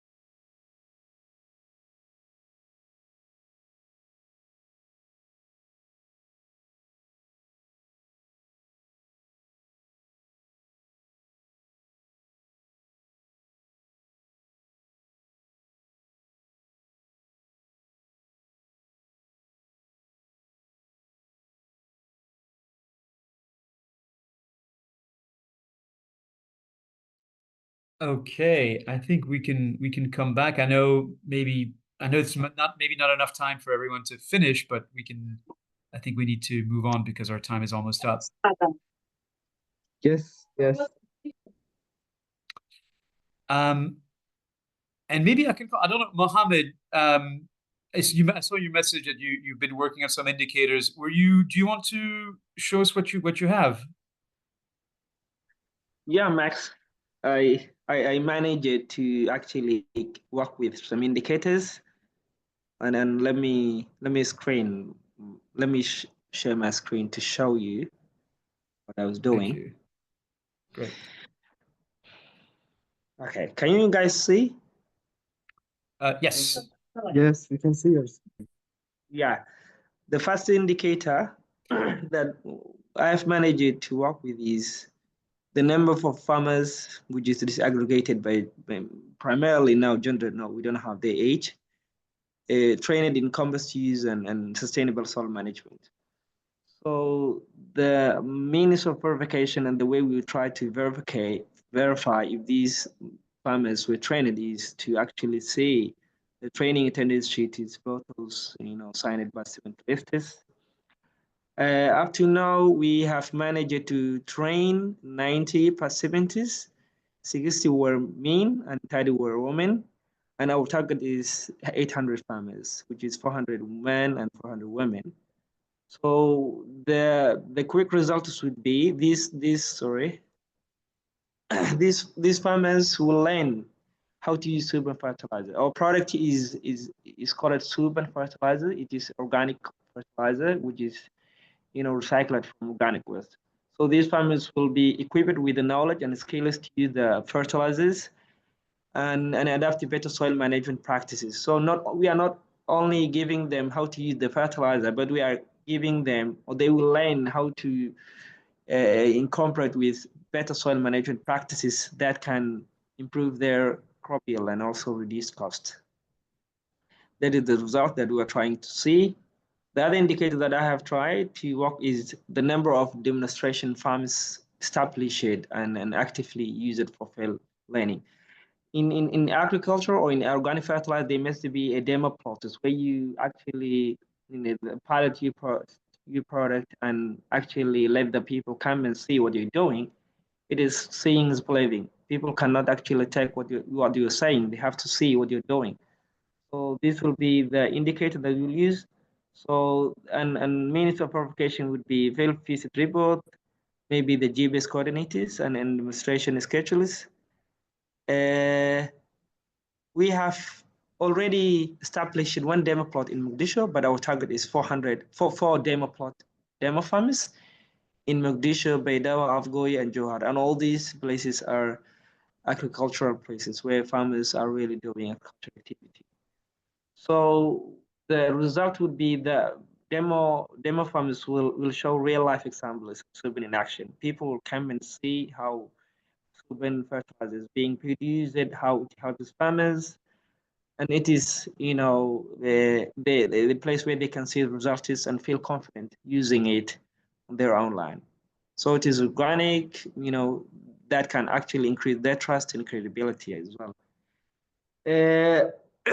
In the indicator of number of awards we won East African Community GIZ Regional Hackathon Innovation with 15,000 euro after the Ignite Food Systems Challenge. Our idea was based on Afia beet, a coca beet. It is also organic growing medium that well goes with our main mission of producing organic fertilizer. So we went to organic fertilizer. We also producing coca peat.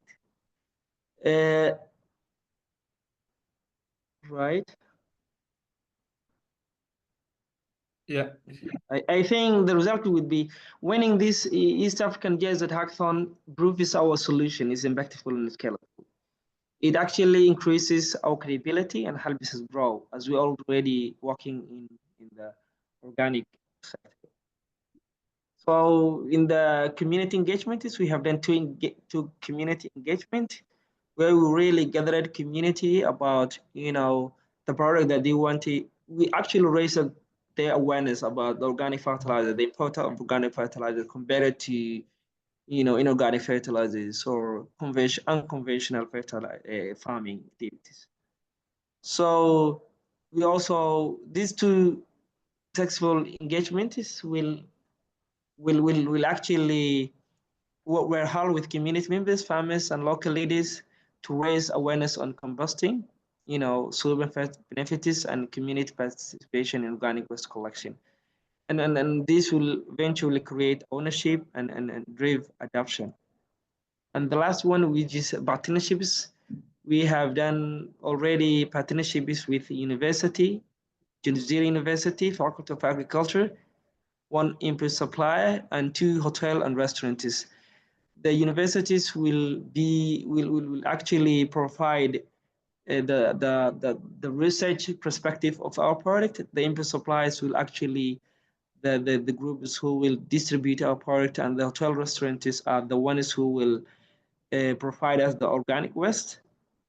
These partnerships will help us collect waste, expand distribution, and improve, soften through research. So that is the work that I have tried to work on it. You can come, please. No, thank you, Mohammed. This is really, I think all of it is helpful. I think the last 3 really belong in the upper in the table above. So there is like a specific line for awards, and then there's a specific line for partnerships in the table at the very top, the uptake table. So and community engagement as well. So if you go all the way up to the top of the document, I think you'll find where those can fit under the uptake table. So for instance, line number 19 is the number of awards, for example, in the table above, you see here. So you can put that into that table.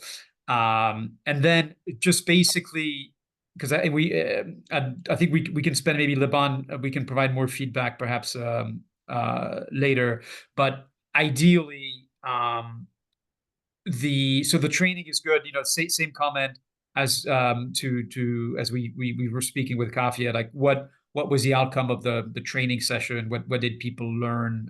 But you have the numbers, so that's an easy one. But what immediately have people, I guess the immediate result, I guess we're looking for if you're an investor, if you're a social impact fund, is how many people are using the fertilizer. So that information is really critical. How many farmers were you able to convince to use your fertilizer as opposed to the alternative?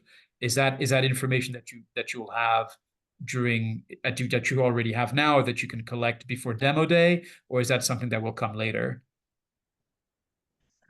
Thank you, Max. For our product, we were already importing the organic fertilizer from abroad to all the farmers that we were already engaging in our business. So the people were already, requesting the organic fertilizers in their farmers. Then we are now producing locally to reduce the cost of shipping, and also maybe avoid the delays of procurement, right? Okay. So we have that data. The farmers were already using the one that we import. So when we produce locally, it will be easy for us to distribute the locally produced fertilizer to already farmers who work. Yeah. So this is really good. I think it illustrates the point about the cumulative, right? If you already have that, I think that will be helpful for people to see how many customers did you have, before, how many customers do you have now? But also, I think what you mentioned is really important for this particular project, which is if the purpose of the accelerator, one of the things you're doing is to localize production, that needs to be an indicator. Are you able to produce locally, like in the quantities that you planned? Is a really important one. And then I think you can sort of combine those two, because if you're able, that means you're able to sell more locally produced organic fertilizer to farmers here. So maybe I think that's if you can add a little bit more of that in the sales and production, because these are the results, the immediate results you're looking for ultimately, right? You want to grow, you want to get more, and I think on the table above has sales, but what it doesn't have is more around the production, like local product. Well, it does have production as well. Yeah, so the quantity, I think it's one of the other upper indicators. So take a look at the table above, see what you have, and then I would say for the immediate results and outputs, think about like those customers that are using your product.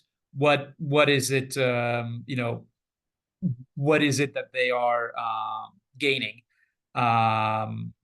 through that? But I think we can I think you have all the information you need. It's a question of organizing it in a way that talks about the change that's being created. Yeah. But thank you, Mohammed. I think just for the sake of time, we have to move on, and maybe calling on, I don't know, Kafia, do you want to show your the outcome indicators that you've come up with? Yes. I love that.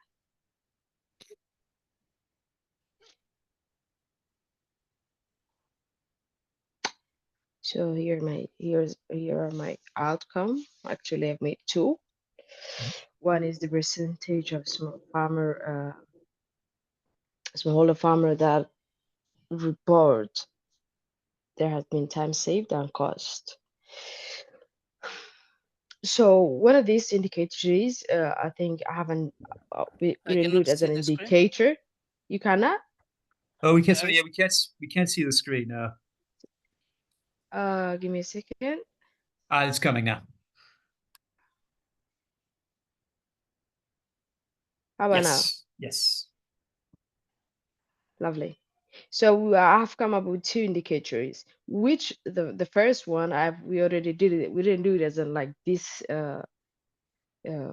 tool, but we report it. Well, as I was telling Liban earlier, we do reporting. We take notes and then we do bust follow-ups and then we report. We have our own data room.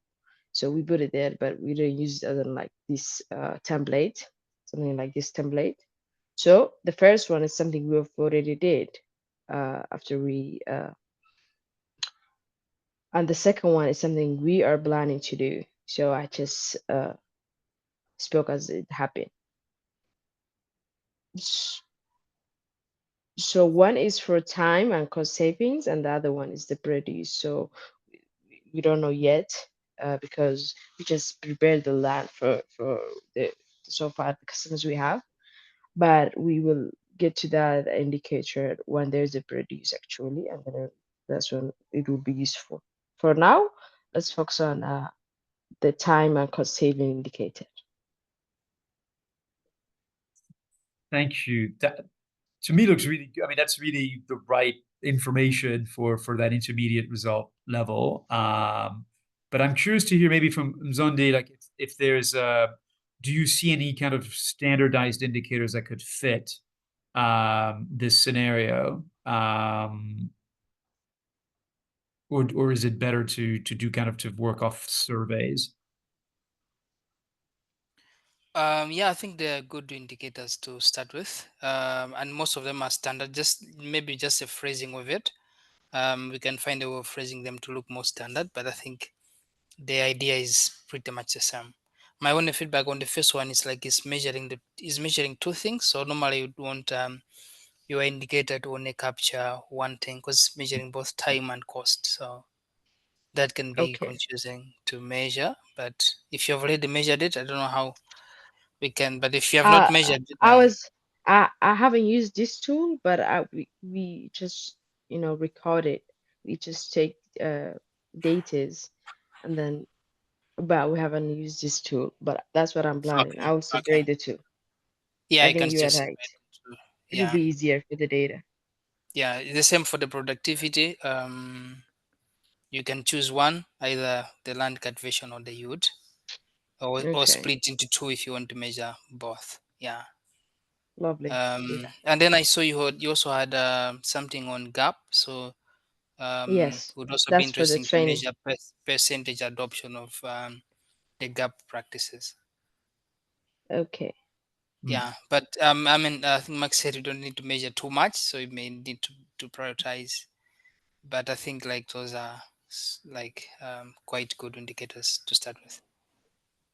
Thank you. Yeah, yeah, and that's really, thank you. And that's really, I just want to amplify what you said. You know, again, I think this goes back to the specific, the S part of SMART, where if you're trying, you're trying to do, if you're trying to do too much with a single indicator, then break it up.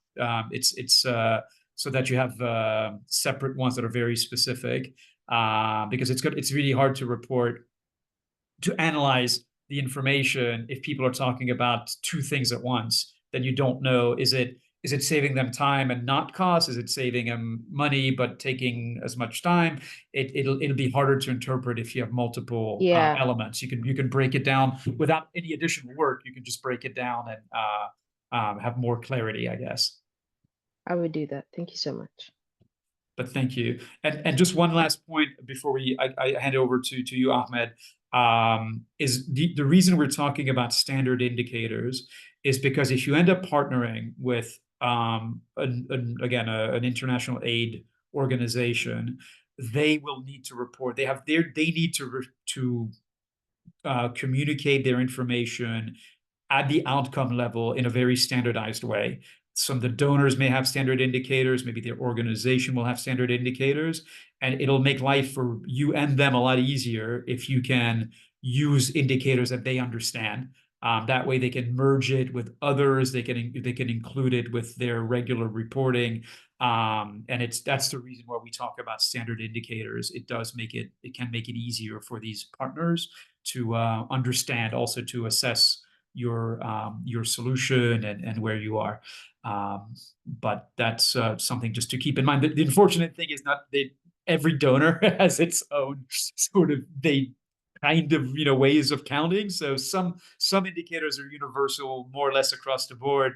Sometimes they change depending on the donor or the agency, but it's generally a good practice to try to find standard indicators. Okay, I'm going to, because I know we're over time already. Ahmed, do you want to share your outcome indicators? Yeah, sure. Thanks, Max. Let me share. It's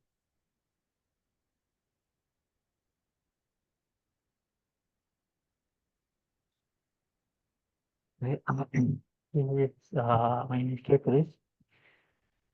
Yeah.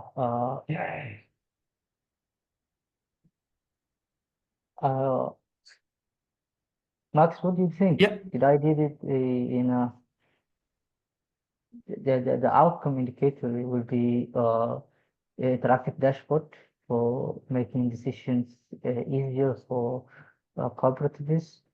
We're also actively managing their members and data, and also extracting different sorts of reports from their data.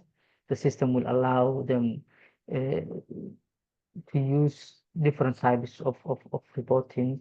So if they want to see specific, let's say expenses, if they want to see a list of members, if they want to see payment is, so it will have different types of reporting they can easily extract from the system.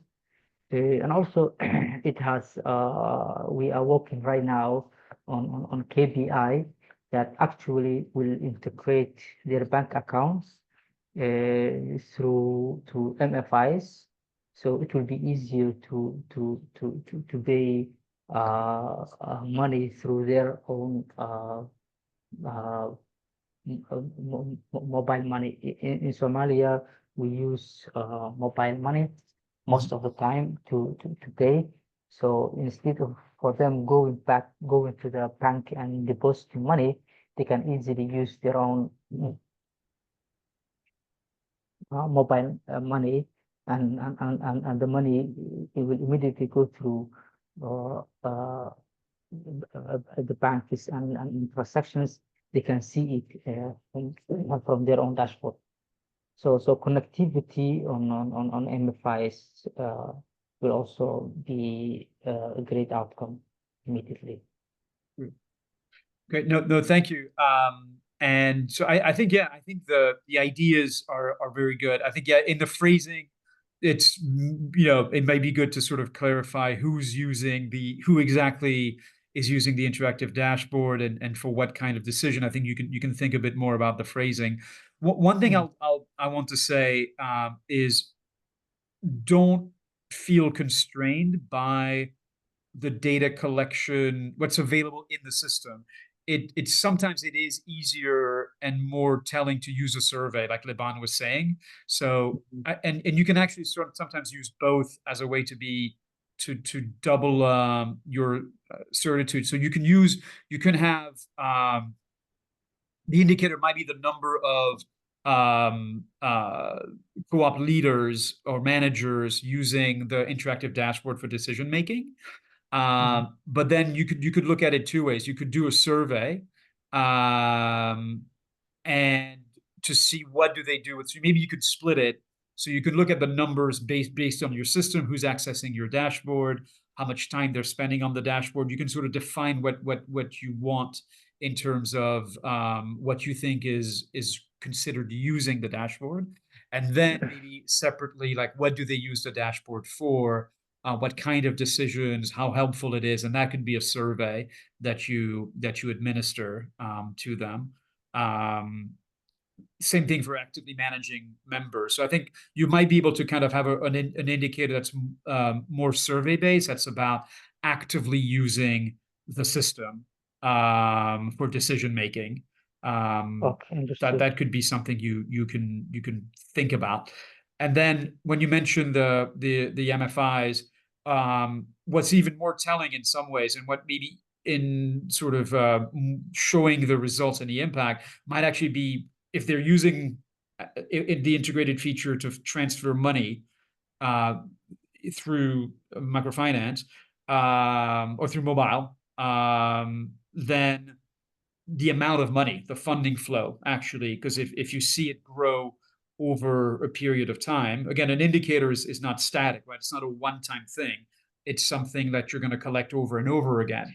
And so if people see that you're starting to have more money be transferred through the system, it's going to definitely demonstrate that there's a change happening in how funding flows our funding is managed. I don't know, Liban and Zongi, what any thoughts for Ahmed? No, Max, I think you've covered pretty much everything. And yes, nothing from my end. Thanks, Max. I think you have covered most of it. Just one from me. I think on the first one, my suggestion would be if maybe you can make it a percentage. I think, as Max said, it's actually easier to look at outcomes from a percentage point of view. So looking at doing a survey, for example, so you can measure the percentage that are utilizing the interactive dashboard for decision making. But also you can get that information from the system log. So I think it's both ways. And then, yeah, most of the metrics I think can come from the platform, but I think it would be good to also look at doing like the simple survey and then looking at customer satisfaction and some of the metrics that can go with that. But generally, I think for systems we don't normally have like standard indicators, so it's very tricky. But yeah, I think what you've suggested kind of already makes a lot of sense. Thanks. Yeah, this is well noted. Thank you, guys. And so I know we have to go. There's one thing I want to point out in the Shine It toolkit, and I think you already have the link that's been shared with you. I can put it back on the chat here. You will see there is a tool called the feedback guidance tool, and that has indications on how to do surveys or focus group discussions or what we call key informant interviews, which is a way for you, ways for you to interact with not just with your clients, your users, but also, and I think this is one of the things that I really want to stress, that it's important to also talk to your potential future partners and investors and clients about what they think. What do they see about your innovation now? What do they think? Can they start to see ways of working with you, of integrating your solution into their system? That's really important because you obviously will need partnerships, either funding partnerships or programmatic partnerships to proceed. And it's really good to think about who do you need to talk to, what kind of questions you need to ask in order to prepare yourself for the next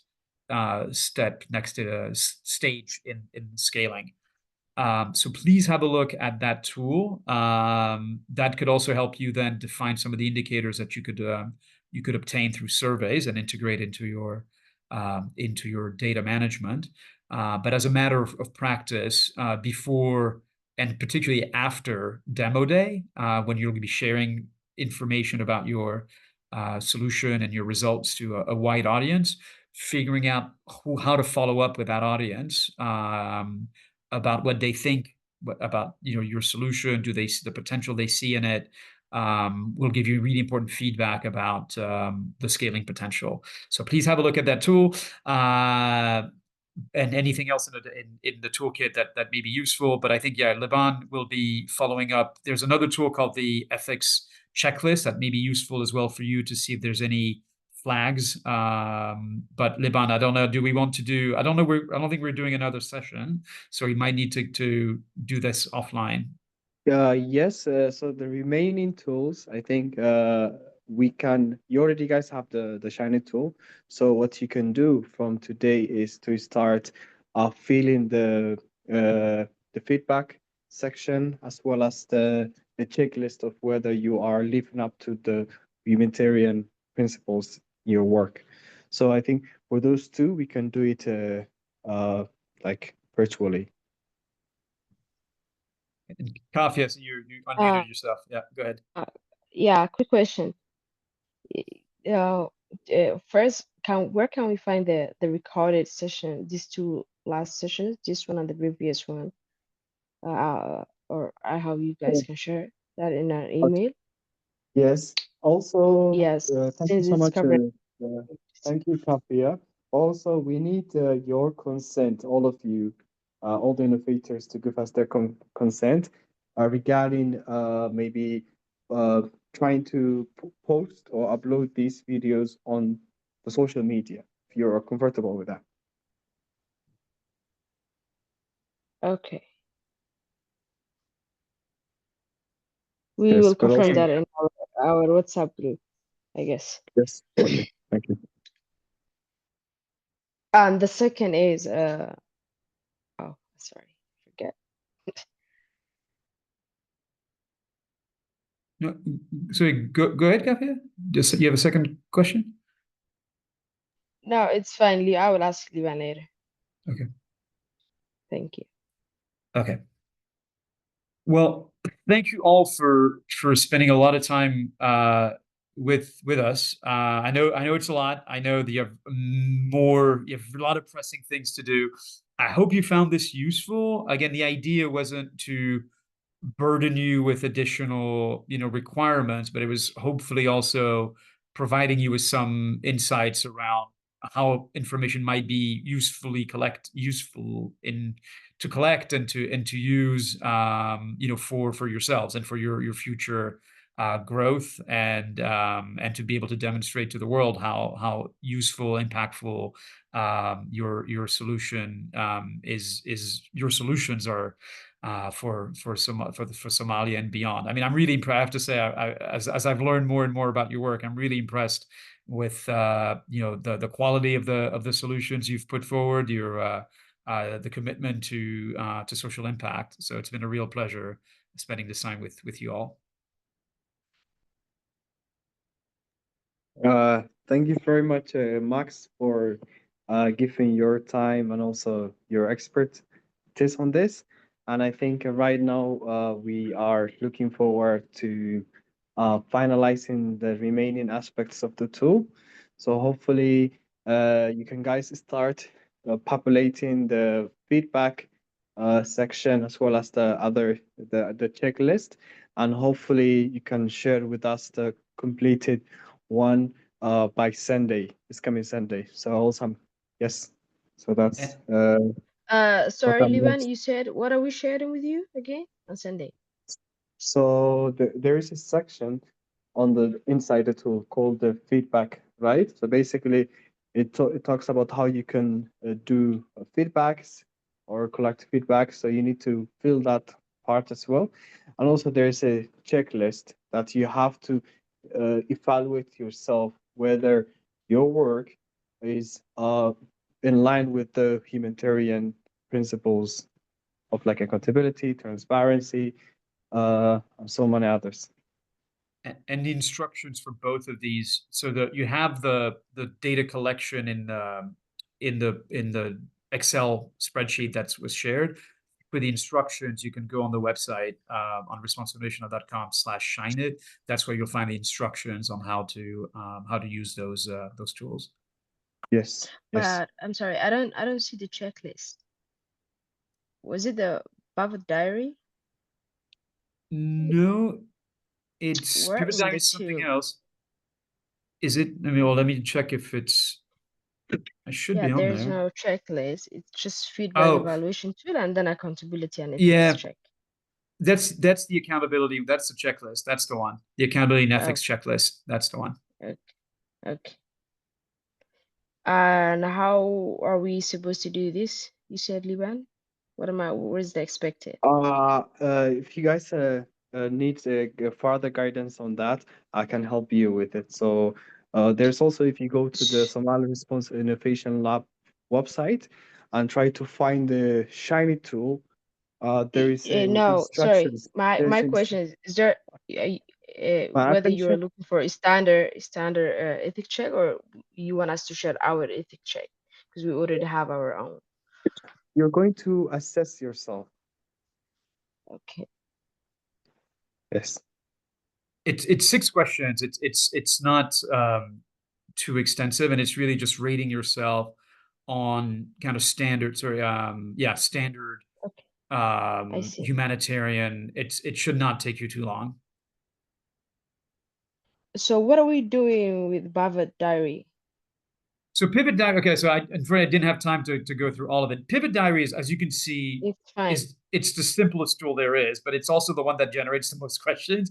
Basically, Pivot Diary is just a way to record changes you've made to your solution or the way you've rolled it out, the way you implement it, based on feedback that you're either like data that you've collected or feedback from your users, quantitative or Okay. qualitative data. And the idea is just to be able to demonstrate to people and to yourself 2 things. One, that you're responding to feedback, to external. So if somebody tells you like for instance, the app is hard to read, like they have trouble, the font is too small, then you will make, and if you make that change, then you can record that to say, look, this is we have this feedback, we made this change. Okay. And it's helpful just to be able to demonstrate that you're listening to people and that you're responding to feedback. And it's also good, like historically, for people who have maybe a year or 2 down the road, when people ask like, oh, why is it that your app is doing this or your solution is structured that way? You can have a record that says, well, we did it because we had a problem. When we did it the other way, we had a problem, which means that we had to change the way we're doing this thing. It's really just a record of these decisions you've made. That's all. That's how I understood, but I thought maybe usually misunderstand some, so just needed clarification. Thank you, Max. Yeah, no problem. For And if you're for prepping us really in an amazing way. We appreciate community. I really appreciate it. Thank you so much for listening to me for so long. I know it can get tiring. Thank you. No, you really gave us great insights when it comes to using tools, which is something we needed. Every business needed. And we were doing, especially for my setup, I'm used to working with NGOs, so I was just keeping recordings, but I haven't prepped this kind of tool, which is useful. So Uh, that was so, pretty good. and I Thank think you. also other colleagues, I think it's a prayer time. So, we have to, guys, finish the meeting now. Okay. Yeah. Thank you, everyone. Thank you. Goodbye. Bye, guys. Bye. I guess. Okay. Thanks, everyone. Bye. Bye. Thank you.